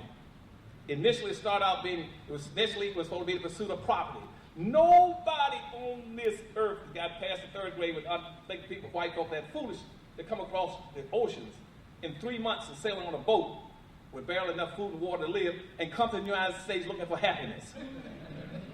From antiquity to the present, our people need to develop a new paradigm. It's time for an awakening with your host, Brother Elliott. Sundays, 7 p.m., Fridays at 8 p.m. for podcasting or live program scheduling. Hit us up at timeforanawakening@gmail.com. Welcome back to Time for Awakening. I want to thank Brother Rel Dowdell, filmmaker, hometown brother. The documentary Where's Daddy will be out before this year is out. We're going to keep the listening audience aware of what's going on, so these things can be talking points in every city, in every town, in every neighborhood where we dwell at, so we can come up with solutions to bridge this gap, to bring families back together. But we need to talk about these things first. And I just want to thank you for being on with us. Go to YouTube, or you can go to Time for Awakening Facebook page. The documentary is up there. Click and you can see the link for the trailer. We're looking forward to having Brother Dowdell back on at a later time. We're transitioning into the second part of our program with a guest that has been on recently before, activist, organizer, and co-founder of the African Independence Day celebration here in Philly. It'll be held on August 5th at Malcolm X Park at 52nd and Pine Street. Brother Oba Olayinka is with us. Brother Oba. Peace, Brother Elliott. Thank you. Thank you for having me on again. How are you, sir? I'm well. I'm here with my partner, also part of the African Independence Day organizing committee, Brother Kamua, and I have him here with me. So we're very honored and blessed to be your guest tonight on Time for Awakening. Thank you for having us back. Brother Oba, let our listening audience know, because it's a broad audience. It's folks from outside the local area, but they might decide to come in. Tell our listening audience what there'll be things that'll be in store for them when they come to Malcolm X Park at 52nd and Pine for the African Independence Day celebration, the 13th annual, mind you. Of course. Definitely, we are poised to be having our 13th annual African Independence Day Mott celebration here in Philadelphia, which will take place Saturday, August the 5th, at Malcolm X Memorial Park, which is located in the West Philadelphia section of the city at 52nd and Pine Streets from 12 p.m. to 8 p.m. We plan to have, our celebration this year plans to be very, very big, probably the biggest and the best that we've had yet. On the docket, we have a lot of people on our rostrum that will be performing and speaking, the likes of United Front, as well as the hip-hop group Oshun, Dr. James Small, Chairman Fred Hampton Jr., Sister Denise Valentine, Universal African Dance and Drum Ensemble from Camden, as well as Mama Pam Africa, Brother I.J. Tiembe from New York City, who teaches at the Harlem Liberation School, as well as the UNIA ACL President, the Honorable Michael Duncan, Brother Ifa Tunde Fayemi, another great hip-hop rapper by the name of Brother Richard Raw, Brother Tahir RBG, the Urban Shamans, African Dance and Drum Ensemble called Kamara Arts, as well as Sister Jazara and the Moonshadow Band. We plan to have a children's pavilion, a health and wellness pavilion, and an education pavilion, as well as an African marketplace. And also we plan to have our first annual award honoring the founder of African Independence Day, Brother Ahmed Akil Tahir. We plan to have an award in his honor. He had a store called the Pearl of Africa, and so we're going to have our first annual Pearl of Africa Award presentation at this year's celebration. And in addition to that, as well as our Marcus Garvey Parade, which will be taking place earlier in the day from 10 a.m. to 12 p.m., from 52nd and Arch Streets to, we will process all the way to the park, Malcolm X Memorial Park, the site of African Independence Day at 52nd and Pine Streets. And that will begin once again at 10 a.m. and it will conclude at Malcolm X Park at 12 p.m. Brother Oba, what the first annual parade that's being convened in remembrance of Marcus Garvey, is it a children's parade or it's a mixture of children and adults? Or? It's a mixture of children and adults. We're doing this parade as well as African Independence Day in conjunction with the UNIA ACL, Universal Negro Improvement Association, African Communities League here in Philadelphia, Divisions 121 and 178. So we will be honoring the Honorable, or should I say the Right Excellent Honorable Marcus Mosiah Garvey, and it will be a multi-generational event. So we will have men, women, and children, our elders, tweeners, as well as our youth out there processing throughout the streets of West Philadelphia in the business corridor of 52nd Street. I had to say, Elliott, me being a member of the Division 121 in Philadelphia, I've seen Brother Oba's name recently in doing some work there as the part of the Council of Elders.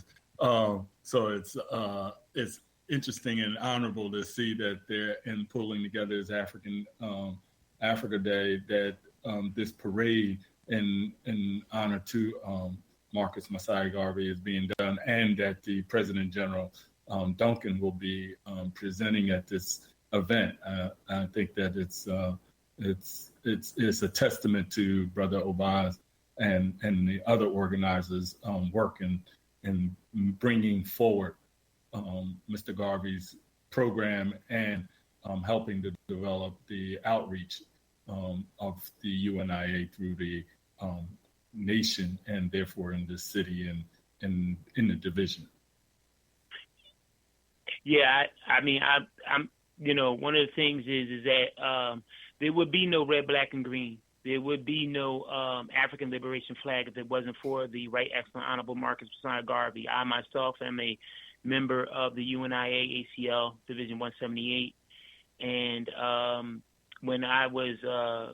when we were formulating this year's celebration, I was approached by Sister, Mama Basima Muhammad Bey, who is currently our 4th Assistant President General of the UNIA, to talk about bringing back the Garvey Parade. So what we decided to do was, instead of having 2 separate events, which she helped to bring about the first Garvey Parade in 2004 under the leadership of the Honorable Redmond Battle, our former President General of the UNIA, I said, well, that's a great idea, to be able to merge the Garvey Parade with African Independence Day, since she was a very instrumental part of helping to bring about African Independence Day at its inception back in 2004 as well.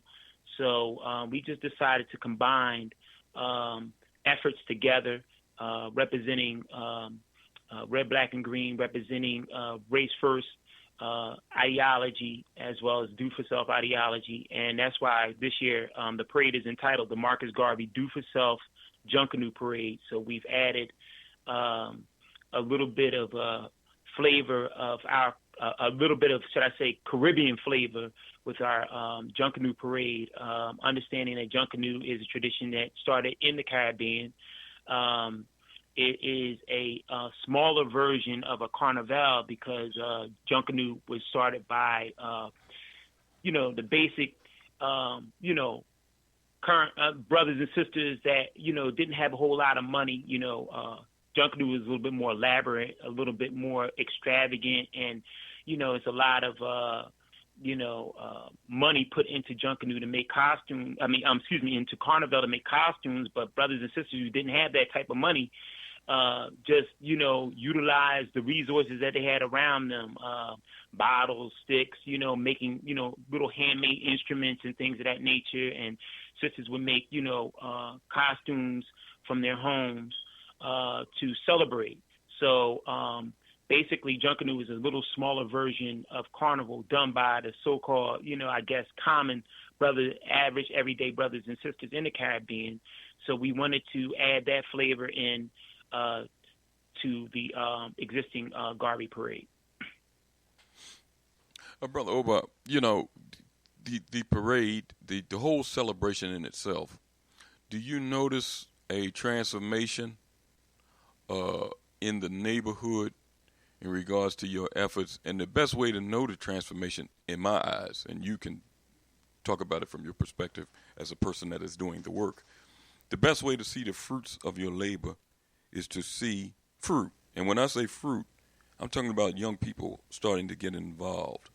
You got Ron Green in that area, I think on 52nd Street, that's been doing things with the RBG and some of the young people up there. Do you notice more and more young people being involved, joining, getting involved, knowing who Marcus Garvey was, what he tried to do? Tell me how this is really translating into something that you can see growing. I like to answer that question. This is Brother Kamua, one of the organizers of this event. Hey, bro. Chase, we held a meeting last week at a community center down in West Philly, and as I was walking down 52nd Street on my way there, I ran into a young brother. This brother had to be around the age of, I believe, 18 or his 20s. Just on sight, the brother engaged me, asked me where I was going, and I just happened to have some flyers with me. I passed him the flyers, and the flyer is a beautiful flyer. It has Marcus Garvey, several pictures of Marcus Garvey's, red, black, and green. The brother's face lit up. He was immediately excited. From where he was standing, he said, "I'm coming with you." So on Wednesday, we have a organizing meeting where we are preparing for the parade. We're looking for participants. We're looking for volunteers to participate, and the brother was just with it. As I arrived at the center, there were 3 young ladies, and I was just so pleased to see these young women, once again, very young, I believe from the age of 18 to their early 20s. and to see them, there early before I even arrived, it was absolutely excellent, and it was a validation that the work that we've been putting in for these years are finally paying off, and we see the receptivity of the youth, coming around. So one of the young ladies who was involved, she actually, went on her social media. She put together a short video promoting this event. And these young people are quite active in the community themselves. So I want to definitely say yes. I see the fruits of our labor. I see the spirit of Marcus Garvey and the UNIA living on with the future generations to come. And either one of you men can speak to this issue, and probably Brother Oba might know it a little bit more. Professor Smalls, Fred Hampton Jr., who were both former guests on the program, will they be talking about anything specific, or just welcoming the people in general and just talking about the gathering in itself? Well, one of the things that we strive to do is that we're putting together now and assembling is to, of course, have them amongst the brothers and sisters on the rostrum at African Independence Day on that Saturday. But we're also on that Sunday putting together a lecture to be held at the UNIA ACL Hall on 16th and Cecil B. Moore in the North Philadelphia section of the city. Division 121 Thomas W. Harvey Division, which is international headquarters for the UNIA, that Sunday to begin at approximately maybe 2 o'clock. Mm-hmm. We're putting the final preparations in to have a lecture with just those two individuals. We plan to have a packed house and raise some money with some of the proceeds going to the restoration of Division 121, located on 16th and Cecil B. Moore, as we have been working diligently and very, very hard to try to restore the building, especially the third floor and the second floor of the building, to be utilized, as well as to do some restoration work on the first floor. So, so we're utilizing that space, and we're striving to utilize the entire African Independence Day celebration weekend to raise some money, and at the same time give brothers and sisters in Philadelphia and the Delaware Valley area, the greater Delaware Valley area, an opportunity to sit down, listen to, and dialogue with both Chairman Fred Hampton Jr. and Professor Smalls. Brother Oba, one of the things that we're also a part of, one in a million conscious and conscientious Black voters and contributors. And when we were discussing in our meeting about how could we participate, one of the questions came up. We do one of our major planks, or one of the planks, is having voter registration drive to have people register as non-party affiliation. And we was wondering, would those that kind of activity also be allowed to be done at that day? Well, that's an interesting question, because I'm not necessarily a man on a personal level that believes in voting. I remember last year when the election came up, and there were individuals who came to the park and set up without our permission, didn't ask and weren't invited to set up a table striving to garner votes for Hillary Clinton. And so, we had to go back and forth with them about setting up their table. I'm neither Democratic nor Republican, but if, like you say, setting up a nonpartisan table, that necessarily, and I'm not necessarily an independent party either. I'm just a race first man that's about, the red, black, and green party. So, But, I mean, if it's, something dealing with nonpartisan or just striving to get, information out about, voting as a nonpartisan individual, I mean, I don't necessarily see that as being a problem. I know that that's probably something that I would have to sit down and talk with and confer with my committee because we make, decisions what is best for the committee and the event itself. So I strive not to make unilateral decisions all by myself. So that's something that we would have to discuss and definitely get back with you on. And that's respected, which raises an interesting point, Elliott and Brother Oba, because I'm wondering, one of the questions I have for you is the Africa Day a coalition activity, or is it, as you say, you've been doing it for 13 years, is it an activity that is basically a organizational activity that is, that is driving it? And rephrasing the same question is other organizations involved in helping to make the event a success also? To answer that question is really to go back to the beginning in the genesis of African Independence Day, which started back in 2004. And African Independence Day started as an outgrowth of what formerly was the Coalition of African People's Unity, which became the Nation of African People's Unity, and was founded by Brother Ahmed Akil Tahir, owner of the Pearl of Africa Gates of Zion, which was located on 624 South Street for 19 years. He was an activist. He was a thought leader. He was a freedom fighter, and he was very much a race first man, who I met back in college. And so he and I forged a strong relationship over the years, and he came to me one day and said, we need to formulate an umbrella coalition working with the existing organizations that are about the liberation and sovereignty of African people. It doesn't matter, what they represent, because it's not a religious organization. It is a coalition to do collective work in the community. And so we started the Coalition of African People's Unity, which became later on the Nation of African People's Unity. And as an outgrowth of it came African Independence Day to introduce the coalition to the greater Philadelphia area. And so we designated Malcolm X Park.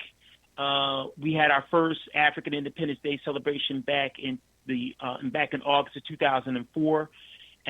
We, decided to do it on the first Saturday in the month of August, which we've done it ever since. And so it just grew from there. And although the Nation of African People's Unity as a collective umbrella organization or coalition no longer exists, the ideas of the Nation of African People's Unity, the ideas of Brother Ahmed Tahir, who passed away due to cancer back in May of 2012, still exist. We usually, as a people, we have we don't do a good job in the fact that when we bury we tend to, when we bury the man or bury the one man, we also bury the plan. What we need to get used to is continuing institutions and various different events that were started by individuals, either man or woman. We bury the man, we bury the woman, but we continue to plan.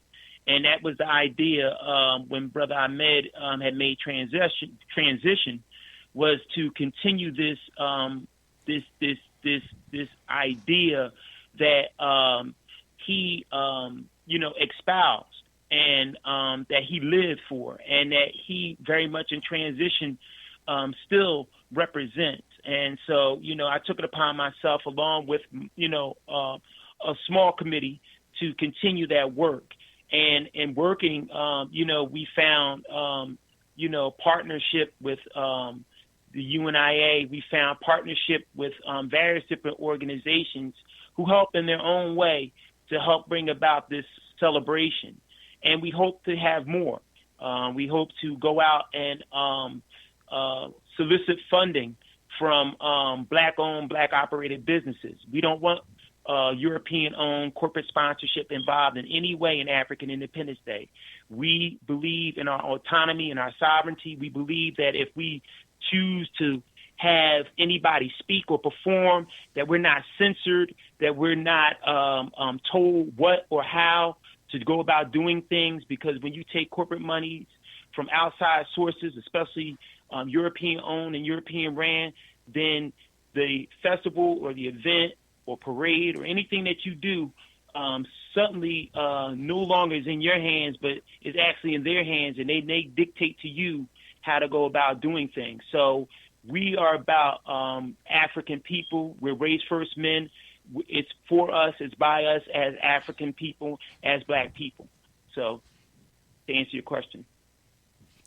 Brother Oba, we're going to take a brief break, and when we come back, we're going to continue the conversation. And you can join the conversation, too, by dialing 215-490-9832. That's 215-490-9832. Brother Oba Olayinka is with us this evening, the 13th Annual African Independence Day celebration here in Philly at Malcolm X Park at 52nd and Pine Street on August 5th. We'll be right back.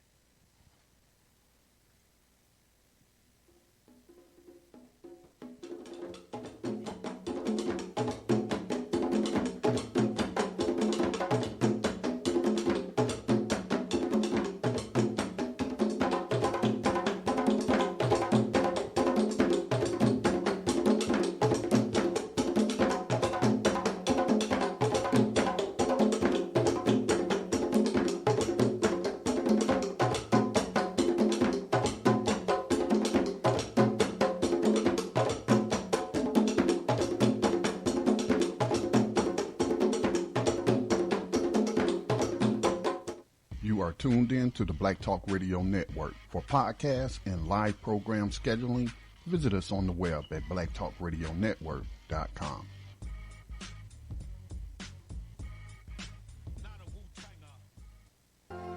All Insurance Incorporated, an African-American owned and operated insurance agency and business for over 20 years, located at 231 Southeastern Road in Glenside, PA, with other offices in Germantown and West Philadelphia. Call now for commercial insurance quotes, homeowners insurance quotes, automobile insurance quotes, notary and tax services, representing over 15 major A-rated insurance companies, offering a discount on all notary services when you call in for a free quote. Call this number, 215-885-2444. That number is 215-885-2444. 215-885-2444. All Insurance Incorporated.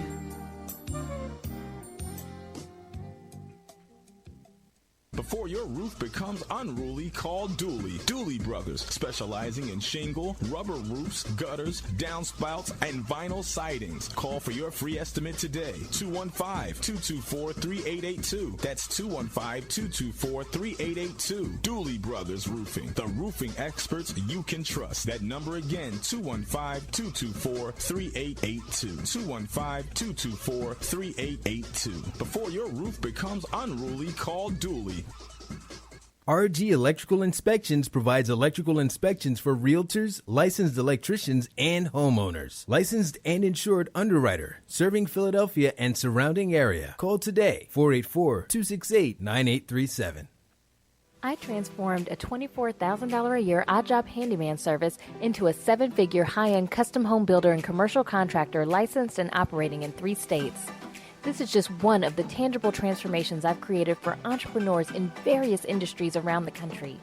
If this isn't what you think of when you think of accounting and business consulting, then get ready to take down this invaluable information. Are you an entrepreneur suffering with a stagnating company? Have headache customers, staff, or vendors? Are you rebounding from a loss and need help achieving your unrealized potential? Or are you a startup who wants to get it right the first time and avoid the costly mistakes? Hi, my name is Nataki Kamban.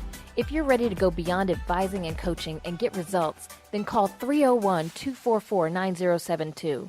Let New Business Solutions recommend and implement the best comprehensive sales, administrative, human resources, accounting, and operations to help you grow into your vision for yourself and your company. Again, from anywhere nationally, call 301-244-9072 or pull us up on your device right now and book your free consultation at www.newbusinesssolutions.com. And just mention you heard this special announcement on Time for an Awakening. When I am dead, wrap the mantle of the red, the black, and the green around me. For in the new life I shall rise up with God's grace and blessing to lead the millions up the heights and the triumph that you well know. Look for me in a world when there is storm. Look for me all around you. For with God's grace, I shall come back with countless millions of black men and women who have died in America, those who have died in the West Indies, and those who have died in Africa to aid you in the fight for liberty, freedom, and life.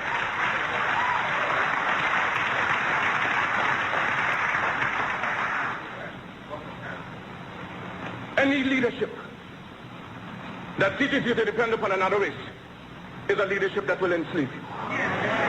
Any leadership that teaches you to depend upon another race is a leadership that will enslave you. They gave leadership to our foreparents, and that leadership made them slaves. But we have decided to find a leadership of our own to make ourselves free men. Our great scholars, having passed through the colleges and universities, have thrown away the blessed record. Babylon did it. Assyria did it. France under Napoleon did it. Germany under Prince von Bismarck did it. England under America under George Washington did it. Africa with 400 million black people can do it. If you cannot do it, if you are not prepared to do it, then you will die. You race of cowards. You race of imbeciles. You race of good for nothing. If you cannot do what other men have done, what other nations have done, what other races have done, then you have better die.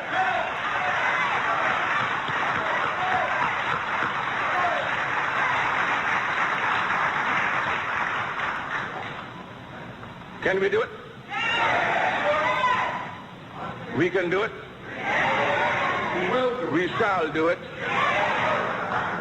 We have prayed to God for vision and for leadership. And He has given us a universal vision. A vision that will not limit our possibilities to America. A vision that will not limit our possibilities to the West Indies, but a vision that said there must be a free and redeemed Africa. From antiquity to the present, our people need to develop a new paradigm. It's time for an awakening with your host, Brother Elliott. Sundays, 7 p.m., Fridays at 8 p.m. For podcasting or live program scheduling, hit us up at timeforanawakening@gmail.com. Welcome back to Time for an Awakening, and we're in conversation this evening with Brother Oba Olayinka, one of the co-founders of the 13th Annual African Independence Day celebration, which will be held in Philadelphia on August 5th at Malcolm X Park, 52nd and Pine Street in the West Philadelphia section. Brother Oba? Yes, sir. And, you know, I'm always bad on names till I hear him about 2-3 times. The other brother, what's his name again? Brother Kamua. Brother Kamua. The title in itself, African Independence Day Celebration. Let's talk about that a little bit, and I'd like both you and Brother Kamua's opinions on this. The word independence to me means self-sufficient. Two of the things that go along with independence, and Marcus Garvey, the Honorable Marcus Garvey, talked a little bit about it in that clip that I played, was self-governing, and I'm adding being able to protect ourselves. Two of the things that's going, and I'm going to divert a little bit from the celebration, but we can always tie it in. Two of the things that's going on now that we really have to look seriously at, because it affects our young people directly.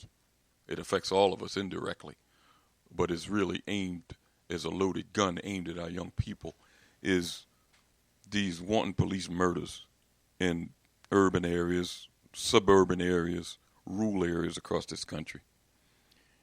In my opinion, I think that we really have to learn or develop means to protect our communities.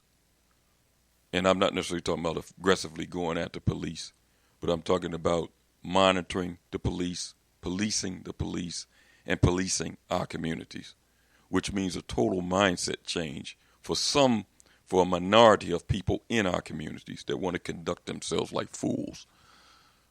Talk about the necessity in your mind to start developing means, whether it's self-discipline, whether it's bringing brothers and sisters in that used to be involved in the armed forces, whether it's bringing people from the Nation of Islam in to teach self-discipline so we can learn how to gather together, young men, older men, as a unifying force to start patrolling and protecting our communities. I'd like your opinions on that, Brother Oba and Brother Kamua.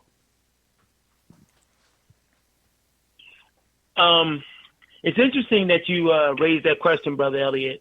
Today, I attended our mass meeting at the UNIA ACL on 16th and Cecil B. Moore, Division 121, Thomas W. Harvey Division, International Headquarters.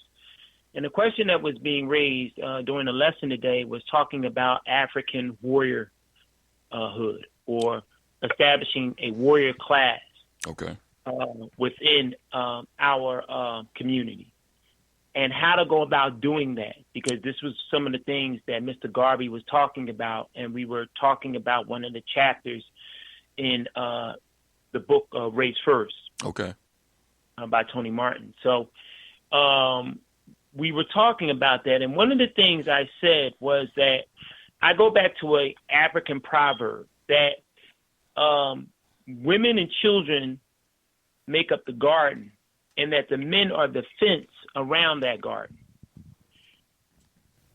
Meaning that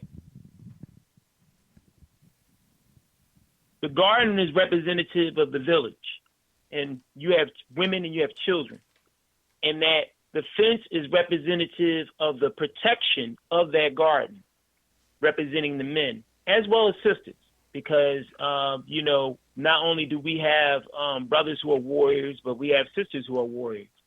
And a soldier, is a highly skilled warrior. So that's a different kind of warrior, but we're talking about warriors in general.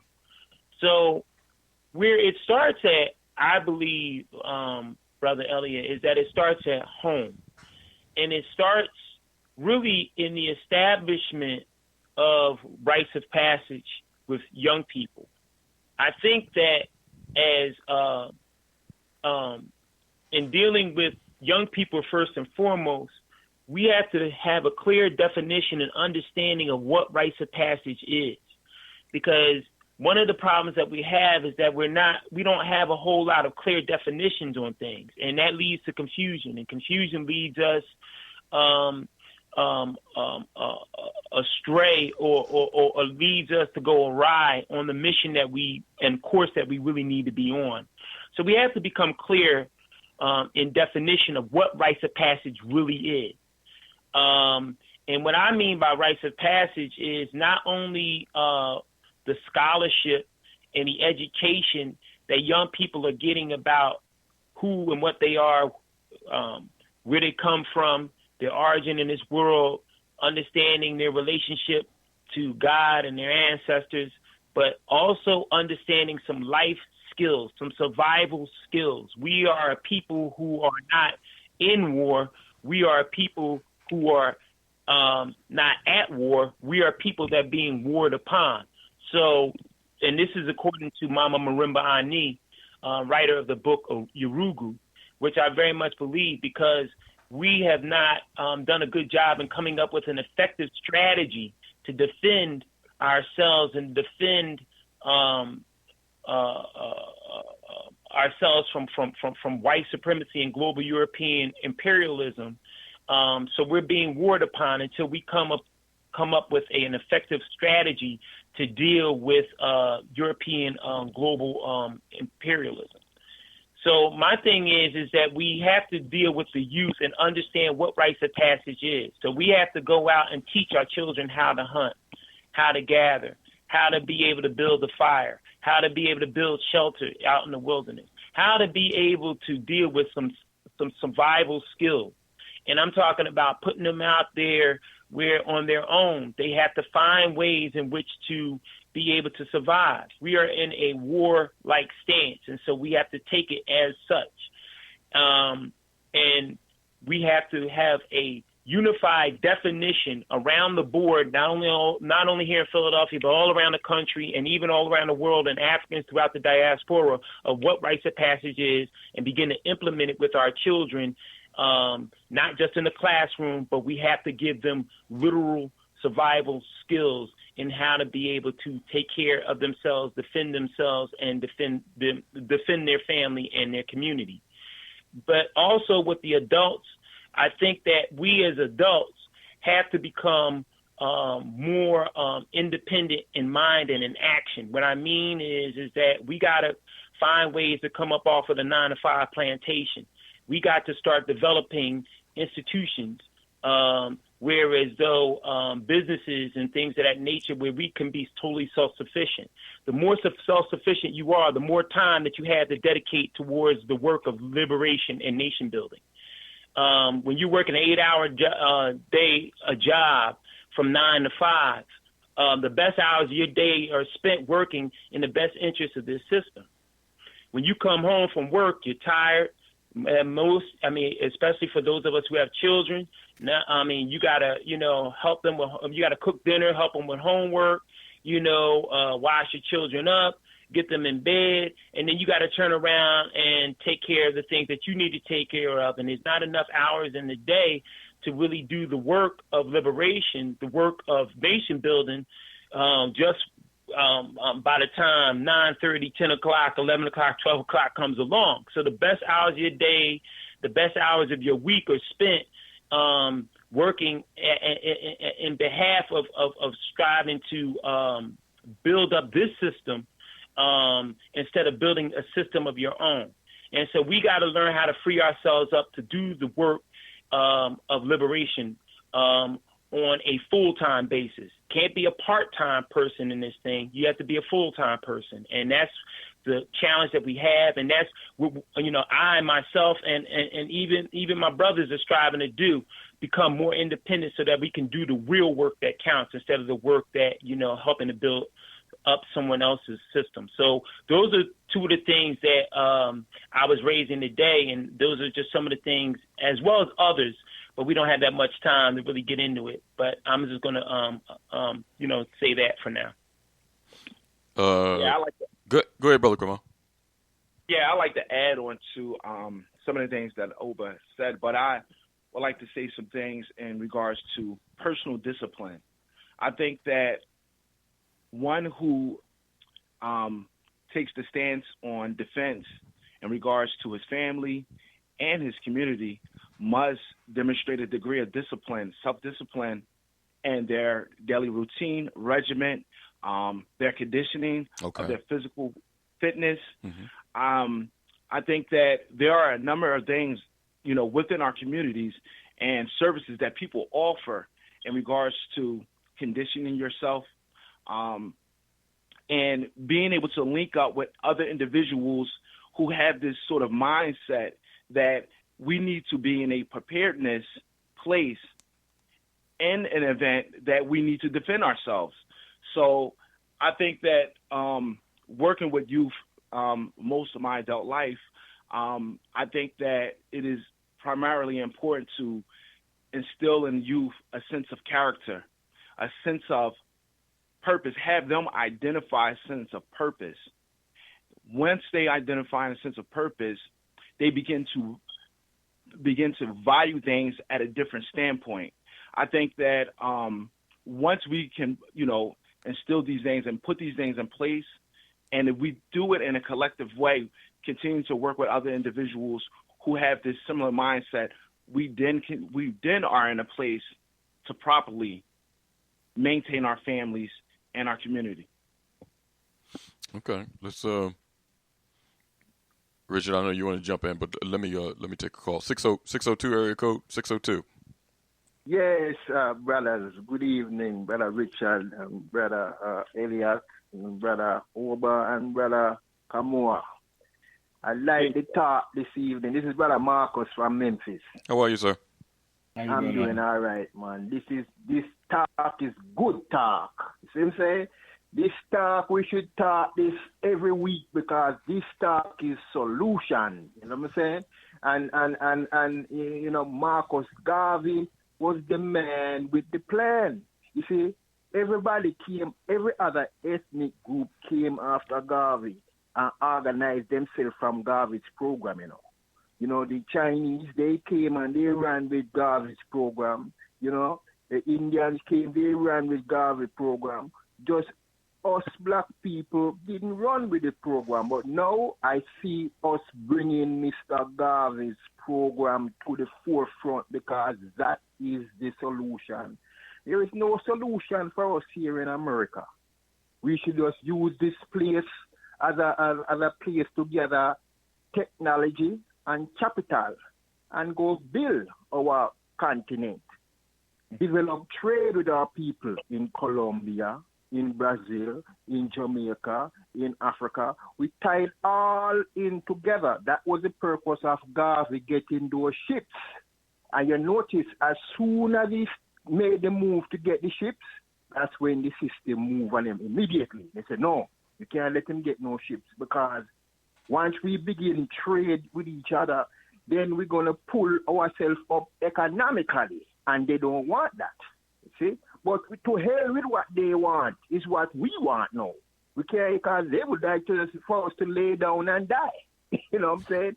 But I am proud of these brothers here, and you know I like this talk, and we should turn our conversation to solutions. You know, we talk about the blows. We know the problems. We know we are overwhelmed with the problems.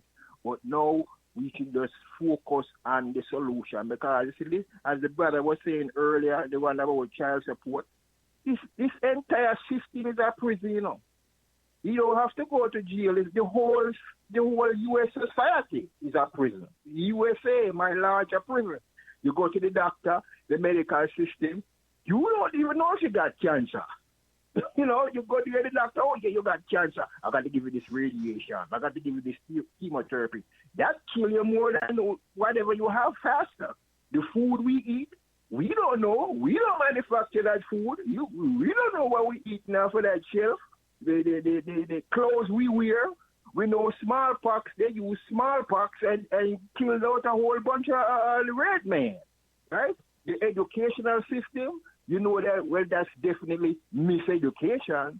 And the last protection, we can't call the police to protect us because we may end up being the victim.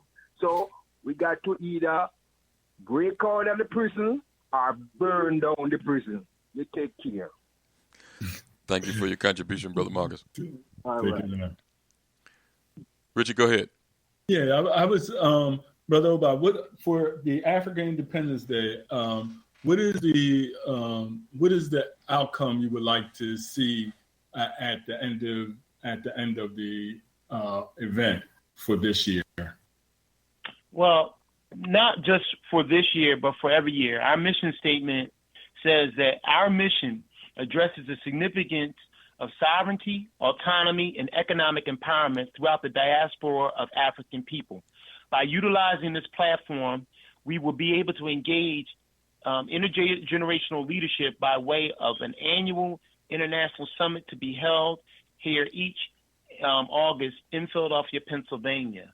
That is one of the goals that we have here in African Independence Day. And out of that summit, to begin to do the work of nation building, to become sovereign and autonomous Africans, to understand the importance, the significance, the history of maroonage and why maroonage is the way, is the only answer for African people's independence and autonomy. That has to be clear. The Honorable Marcus Mosiah Garvey said it, and us repatronizing ourselves back to Africa. The Honorable Elijah Muhammad said it in his way of African people or black people having land or a nation that they can call their own. But we believe that separation is the only answer for African people's survival and maintenance maintaining ourselves as a people and maintaining our culture. And I understand the I'm gonna call it strategic vision and strategic intent as far as self-autonomy. And I think I heard you say for out of this, is that every year the summit? And does that mean that there is this the Independence Day a platform towards the summit, or is the summit another organizing mechanism of leadership that will occur after the Independence Day event?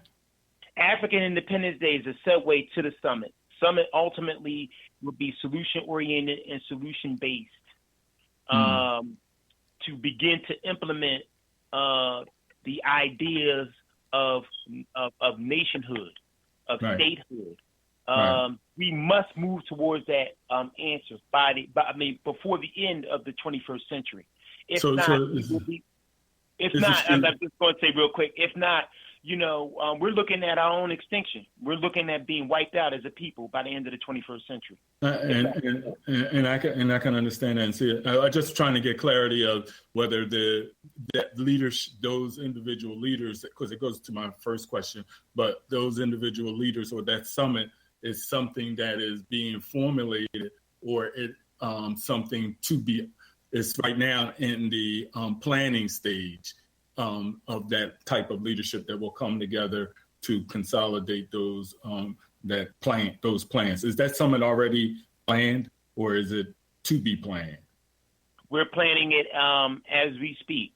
Okay. So yes, we're planning as we speak, and we will have more on it. I'm looking to really have the summit together by 2019. In 2 years.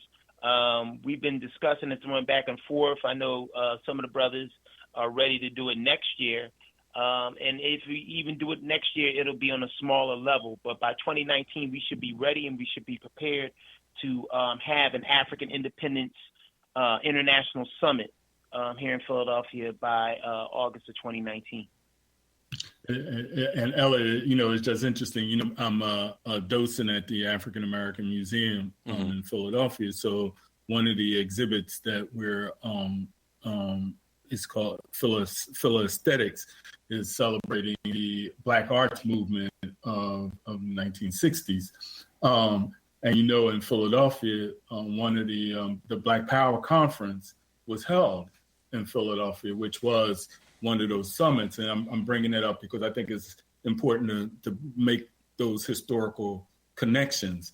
And they were a culmination of different, or if I heard you right, different leaderships from different ideological positions who were also saying that we should craft a position that becomes self-autonomous at that point. So to hear you're saying now that, the out of African Independence Day, that's to occur again, I'm quite interested in the leadership or the coalition that will assemble, and also tied to Elliott's question, that the defense mechanisms are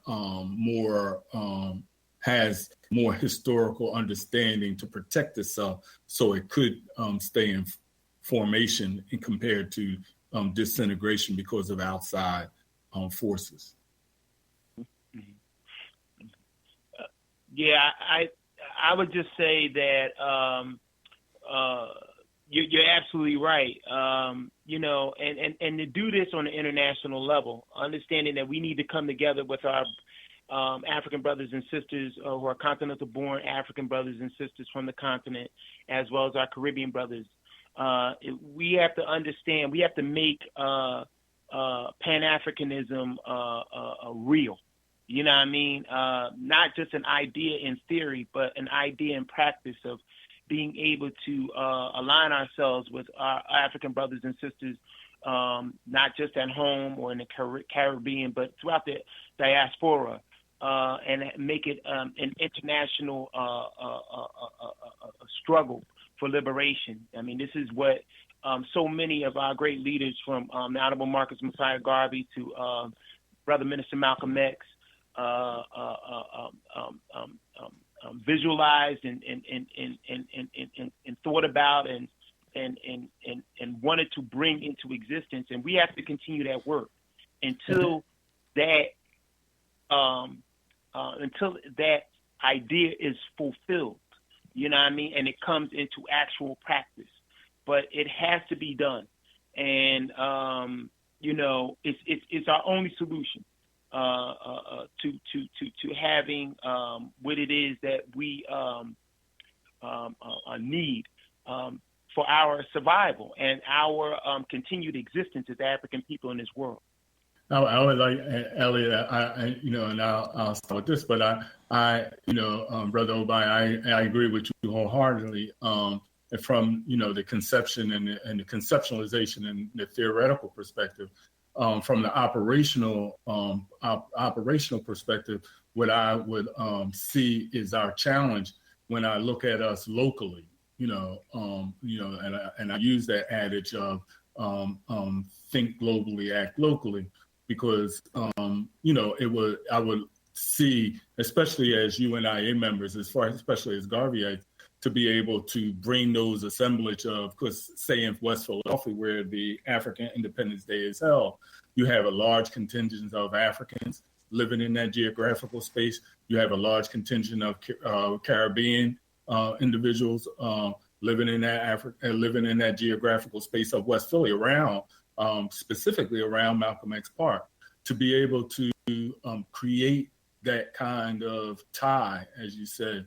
It would be, to operationalize that would be really, the model for other cities, whether that's in the South, the North, the Midwest, or the West, what we have to do in order to be able to, truly make this happen, which it did happen, as we know, in the history of the UNIA when they had the convention of 1922. They came from all over, but for right now, it'd be just nice for us to be able to make that happen in Philadelphia amongst those leadership and those different groups, so that we can be able to do that type of interrelating commerce, cultural activities, educational formation, and, as you said, actually put young people through that rites of passage process in a unified manner. Brother Oba and Brother Kamal. Hey, yes. Let me, because I guess we got about 20 more minutes. It might be a half hour left in the program, so we can talk a little bit. And if folks can get involved in the conversation by dialing 215-490-9832. That's 215-490-9832. You two brothers, let me throw this out, because I'd like your feedback on it. And Brother Oba, I want you to understand that I agreed wholeheartedly with what you were saying earlier in reference to politics. But I see things going on now that can help us move forward in the future. And when I say that, I'm saying this because Mr. Garvey's whole movement was about our people being independent and sovereign again. And being independent and sovereign is meaning, to me, controlling your economy and governing yourself. You see movements going on now. Let's Buy Black365.com, Us Lifting Us. They started one locally here in Philadelphia, I Buy Black. All of these things are, if practiced, is helping us move towards a specific goal as a people. Now, other people that's involved might have other things in mind, but conscious individuals that get involved in efforts like that are trying to move our people towards a specific goal of sovereignty. Governing ourselves, to me, is a must. And I think that if we practice black power politics, black belt politics, and it's going on now in the South in different areas. We've had representation from the Universal African People's Party, the Black is Back Coalition, Brother Cam Howard, who is the legislative chair of NCOBRA, that they're holding the Black is Back convention, Black Political Convention in Chicago in August. Richard mentioned the 1 million conscious and conscientious black voters and contributors.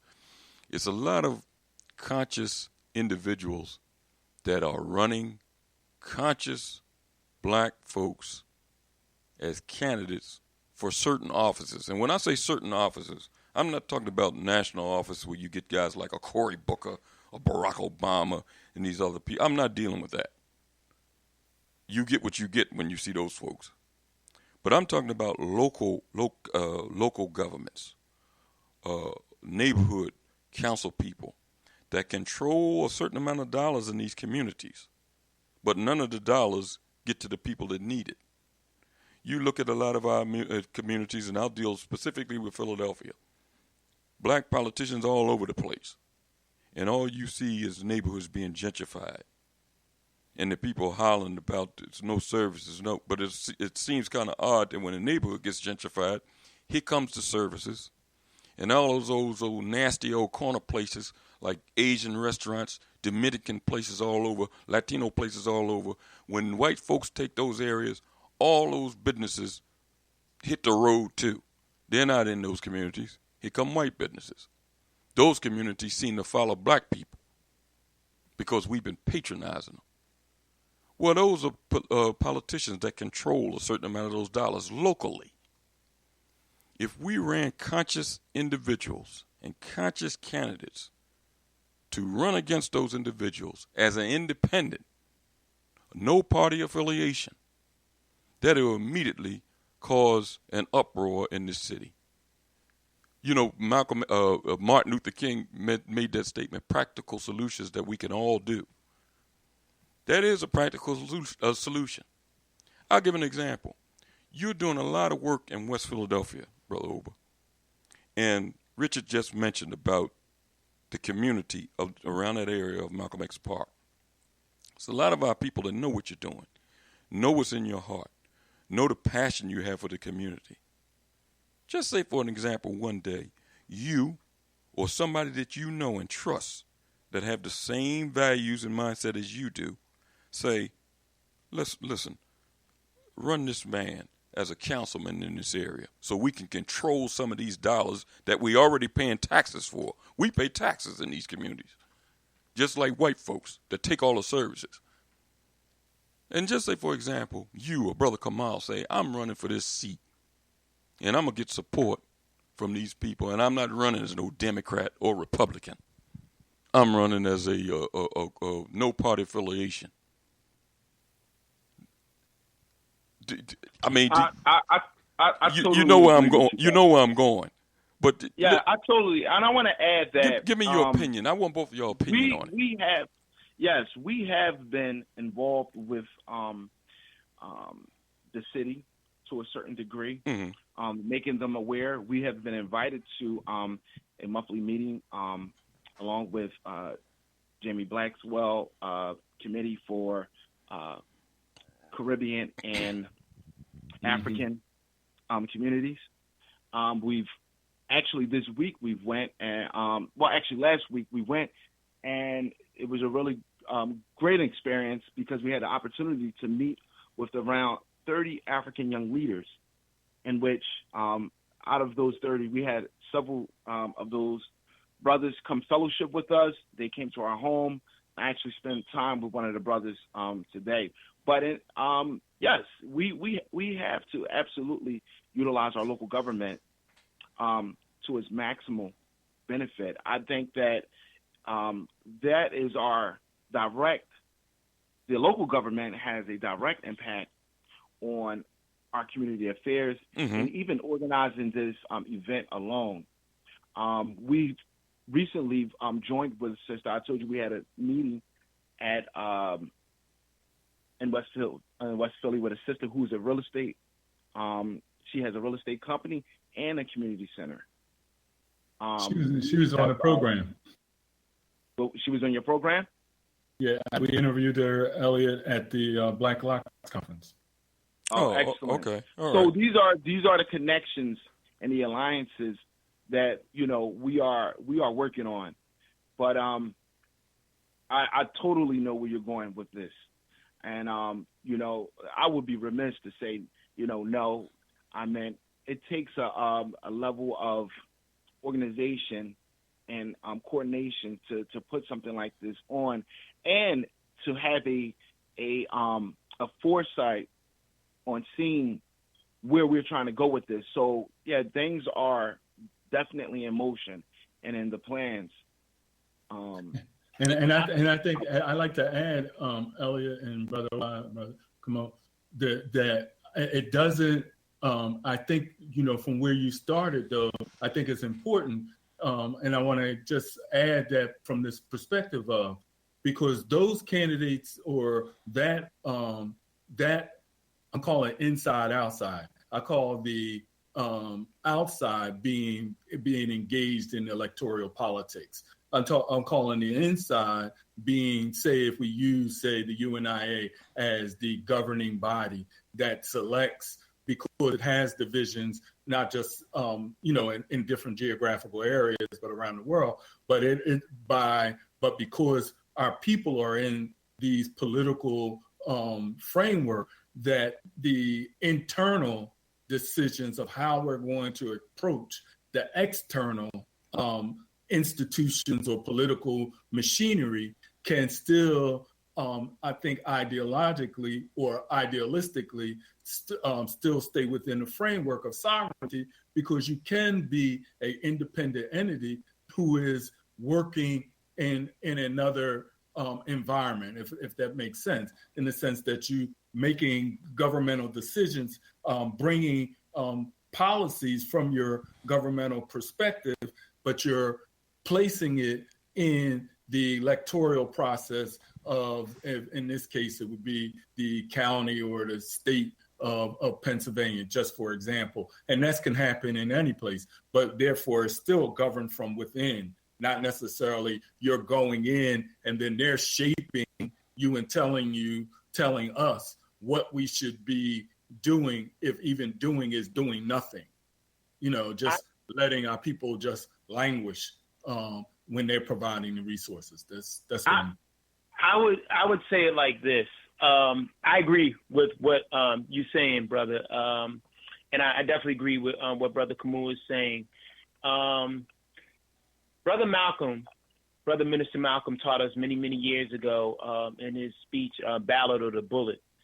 He said that for us as African people in this country that he wanted for us to become more politically mature, and understanding that if there was a candidate that was running for office that was out here who expounds upon the ideas and the various things that we needed as an African people in America to improve our conditions in our community, and wasn't just about talk, but was really truly about the work of the restoration of our African communities within our inner cities and all over the country, then vote for that candidate, support that candidate.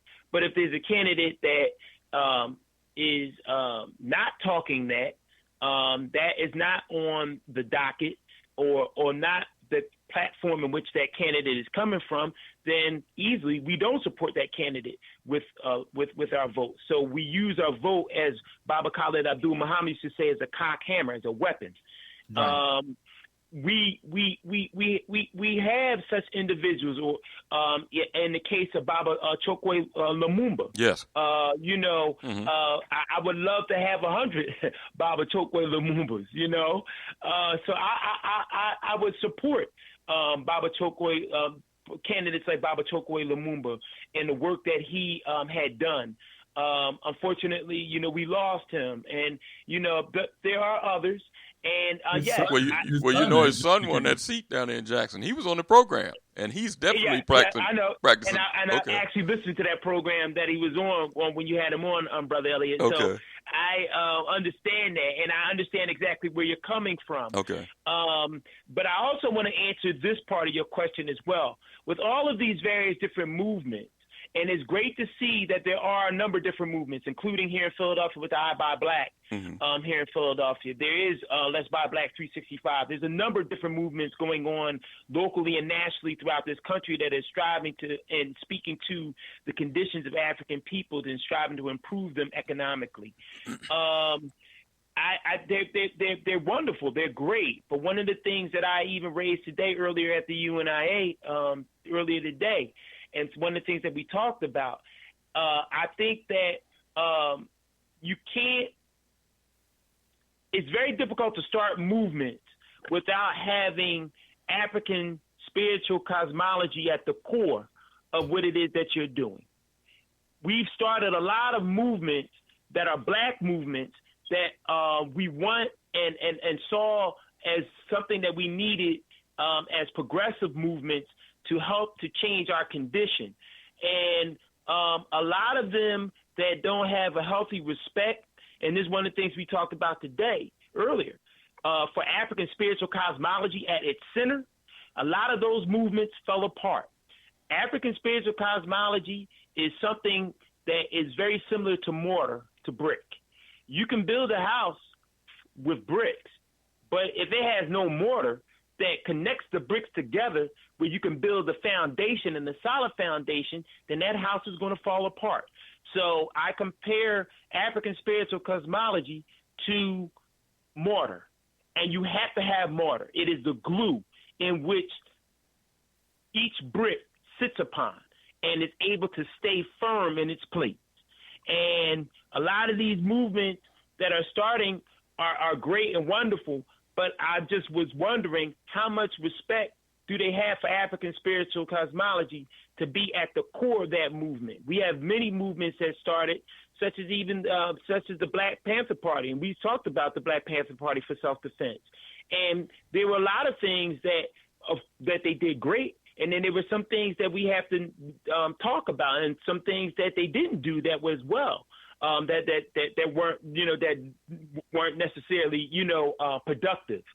I personally believe that one of the reasons why it fell apart was because of the fact that it didn't have understanding or have a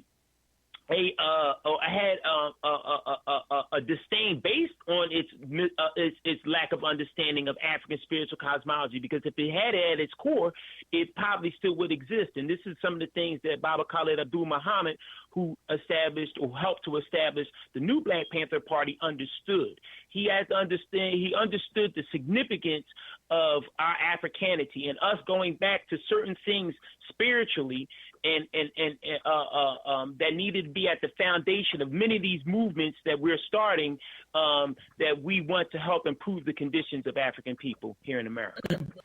But doesn't when we speak from the perspective of self-governance, those movements, and hopefully they're just not movements but organizational efforts who are trying to provide material resources for their constituency, shouldn't we have a mechanism where those organizations, representatives of who have that kind of foundation and who don't have that kind of foundation can sit at a table and actually negotiate how do we get more resources for the people that we represent?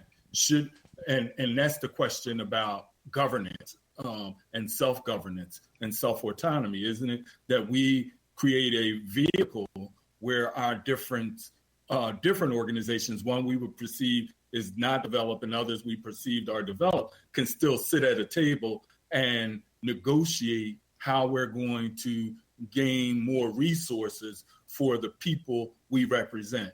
And that we don't have that right now. Agreed. I agree with that. Yes, we should have that dialogue and that conversation. But we also have to keep this in mind. When we talk about self-governance, when we talk about autonomy, we're talking about doing it from an African centered perspective. We're Mhm. talking about doing it the way that we do it as Africans, which is unique, not to blackanize it and to just say, okay, well, we govern ourselves and that we are autonomous, but we're still doing things the way that the European does it. Mhm. We're blackanizing it. And what I mean by that, and I just want to qualify it.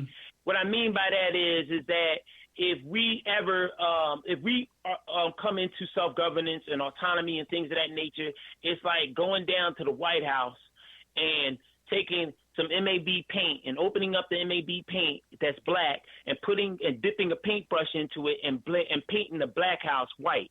Okay, you painted the black house white, but it's still, you still are inundated with the mindset of running things and doing things the same way that white people did it. You know what I'm saying? Although the White House now is the black house. You know what I mean? Blackanizing is not the type of self-governance we need. Blackanizing things is not the type of autonomy we need. We need to come from a complete African paradigm in order to be able to sustain ourselves as an African people.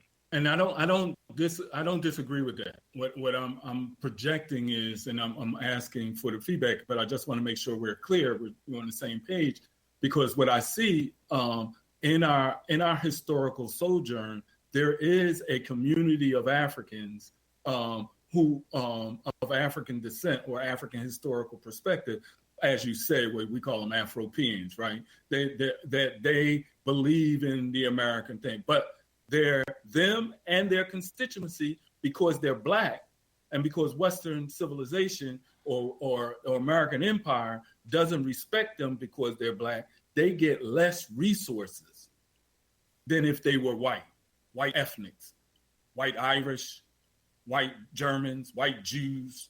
They get less, and they know that. And then there's, as you said earlier, about the maroon community, who know we would like to create a self-autonomous community where our economy and our children and our children to be will be protected. But we know that every time we've created those formulations, that they have been systemically destroyed, either by being implants or by external force of power. And then there's those who may be in the middle of the road, but all three are striving individually or telling each other what they don't have, compared to saying, well, we know we have the same common enemy, which is what Malcolm did say, right? And therefore, if we know we got the same common enemy, I'm not trying to convince you to be like me. I'm just trying to get you to be able to, can we get together so we can get what we need so I can do what I got to do? And I'm saying that platform is what the governing mechanism that I don't see. Like the OA, which used to be the OAU, now it's the African Union. They're 50 states, right? Artificially developed. But let's not even deal with that because they're modern. Let's deal with West Africa before colonialism, pre-colonial Africa. Didn't they have coalitions of ethnic nations who had different spiritualities, different social systems, but they were able to come together and create a confederation or coalition because they had they were able to trade with each other. Therefore, they were able to create relationships with each other that would help both sides benefit. Isn't that dealing with Africanity in its purest, even if it's idealistic? If you ask me that question, there were entities that did exist like that. We have to be careful and keep in mind that coalitions are something that are not permanent. Coalitions are things that are in many senses temporary. Once a goal is achieved, usually coalitions don't last after the goal has been reached. So then there has to become something else. And other than a coalition, it has to become a new entity and a new body and defined a little bit differently once the goal has been met or the objective has been met. So we have to be very, very careful in understanding that, how that whole thing looks with being able to sit down and talk at the table with individuals of different religious ideologies and spiritual ideologies and things of that nature. That's a very delicate thing, man. And a lot of people are going to, impose ideas that everybody at that particular table, does not necessarily agree with. That is for that they claim is in the best interest of African people. That's a very, very difficult thing. We've not reached that particular point yet, but I'm almost assured, sitting here tonight, that we will reach that particular point, and that's going to be something. That's going to be a challenge for us. I may be saying it because I'm being biased, because I myself was born and raised in African spiritual system that I, practice today. So, of course, for me, I'm coming from an area that is very, very, very personal for me. Everybody doesn't necessarily share the same views that I have. Most of us who practice African spiritual cosmology from the various different systems understand the likenesses and things that we have in common, because if you look throughout the diaspora of Africa, if you look throughout the continent, there are various different systems, there's various different names for different things, but the principles and ideas are very much the same. But outside of that, you have brothers and sisters that are into things that, are not, practiced from an African base. And so that's where you run into difficulty, whether it may be Christianity, Islam, or, Judaism, or whatever, so forth and so on. So, but that's something that we have to understand is going to be real. And we got to be able to deal with that when that time comes. And that time will come for us. Will we live to see it? I don't know. Hopefully we will. But but we have to be able to have that type of conversation and be clear on the importance and the significance of African spiritual cosmology and how it plays a role in the new world that we as African people want to create. We're going to take a brief break, and when we come back, we'll wind things down. And Brother Oba, Brother Kamal, the floor will be yours to kind of highlight the African Independence Day celebration, which will be held in Philadelphia here August 5th at Malcolm X Park at 52nd and Pine Street. We'll be right back.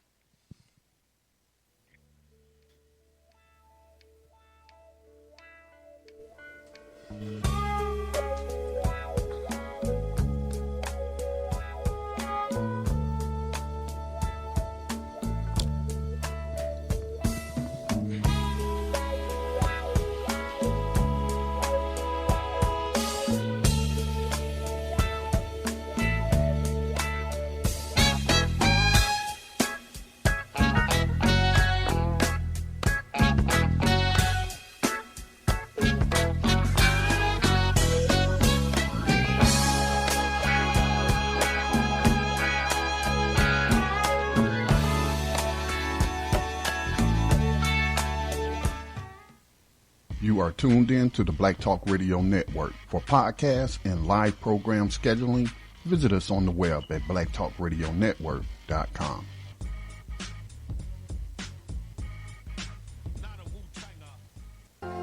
All Insurance Incorporated, an African-American owned and operated insurance agency in business for over 20 years, located at 231 Southeastern Road in Glenside, PA, with other offices in Germantown and West Philadelphia. Call now for commercial insurance quotes, homeowners insurance quotes, automobile insurance quotes, notary and tax services, representing over 15 major A-rated insurance companies, offering a discount on all notary services when you call in for a free quote. Call this number, 215-885-2444. That number is 215-885-2444. 215-885-2444. All Insurance Incorporated.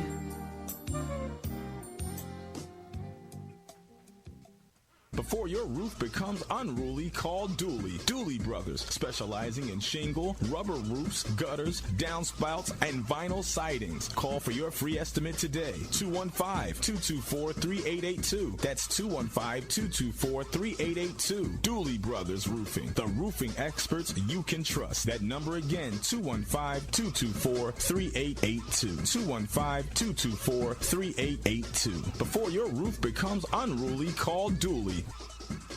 Antiquity to the present, our people need to develop a new paradigm. It's time for an awakening. Sundays, 7 p.m. with your host, Reggie. Mr. Moderator, our distinguished guests, brothers and sisters, our friends and our enemies.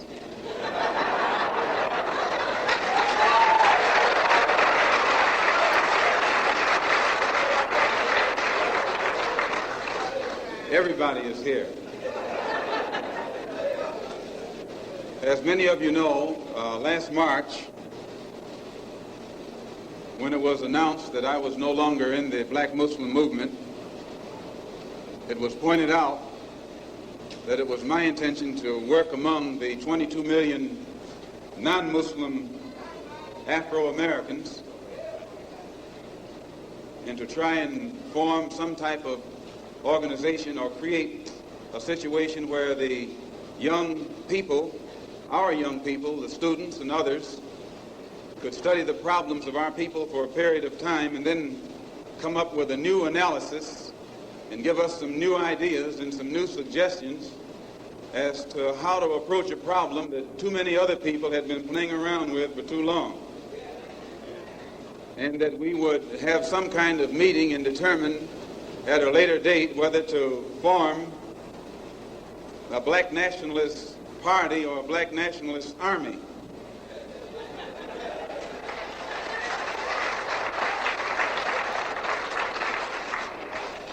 There have been many of our people across the country from all walks of life who have taken it upon themselves to try and pool their ideas and to come up with some kind of solution to the problem that confronts all of our people. And tonight we are here to try and get an understanding of what it is they've come up with. The economic philosophy of black nationalism only means that we should own and operate and control the economy of our community. You would never find, you can't open up a black store in a white community. White man won't even patronize you. And he's not wrong. He got sense enough to look out for himself. And you who don't have sense enough to look out for yourself,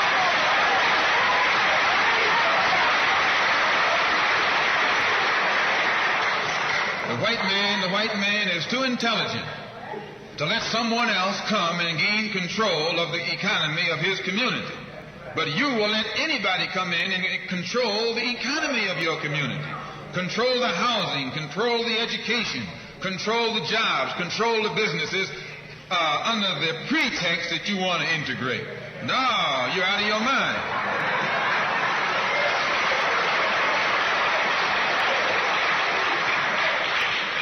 The economic philosophy of black nationalism only means that we have to become involved in a program of re-education to educate our people into the importance of knowing that when you spend your dollar out of the community in which you live, the community in which you spend your money becomes richer and richer. The community out of which you take your money becomes poorer and poorer. And because these Negroes who have been misled and misguided are breaking their necks to take their money and spend it with the man. The man is becoming richer and richer, and you're becoming poorer and poorer. And then what happens? The community in which you live becomes a slum. It becomes a ghetto. The conditions become run down. And then you have the audacity to complain about poor housing in a run-down community. Why, you run it down yourself when you take your dollar out. Welcome back to Time for an Awakening, and we're joined in conversation this evening with Brother Oba Olayinka and Brother Kamal, organizers of the African Independence Day celebration in Philadelphia at 52nd and Pine Street at Malcolm X Park. Will be held on August 5th. And before we wind up the conversation this evening, it's been interesting dialogue with both brothers Brother Oba, Brother Kamal, the floor is yours. You can recap what's going to be going on, some of the folks that they'll hear, and some of the folks that they'll not only enjoy the entertainment, but some of the folks that they'll hear. Once again, the 13th Annual African Independence Day Mind Celebration will take place Saturday, August the 5th, from 12 p.m. to 8 p.m. at Malcolm X Memorial Park, 52nd and Pine Streets in the West Philadelphia section of the city.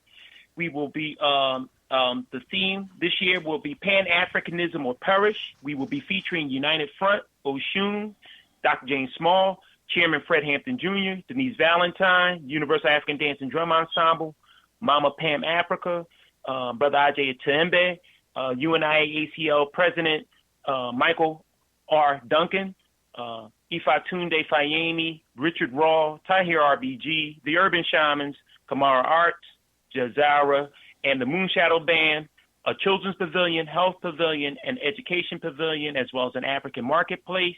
And we will have our first annual Ahmed Akil Tahir Pearl of Africa Award presentation, as well as the Marcus Garvey Do For Self Junkanoo Parade, which will take place before African Independence Day from 10 a.m. to 12 p.m., starting at 52nd Art Streets in West Philadelphia, and it will process and end at Malcolm X Memorial Park, 52nd and Pine Street, the site of the 13th Annual African Independence Day Mind Celebration.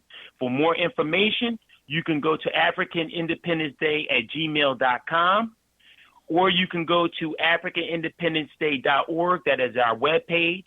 You can also give us a call at 267-521-1544. Once again, you can give us a call at 267-521-1544. We spell African, A-F-R-A-K-A-N. Once again, that's A-F-R-A-K-A-N, African Independence Day. And you can also give a call if you're interested in vending at 267-978-1256. If you're interested in vending at this year's African Independence Day Mind Celebration, the number to call is 267-978-1256. Good.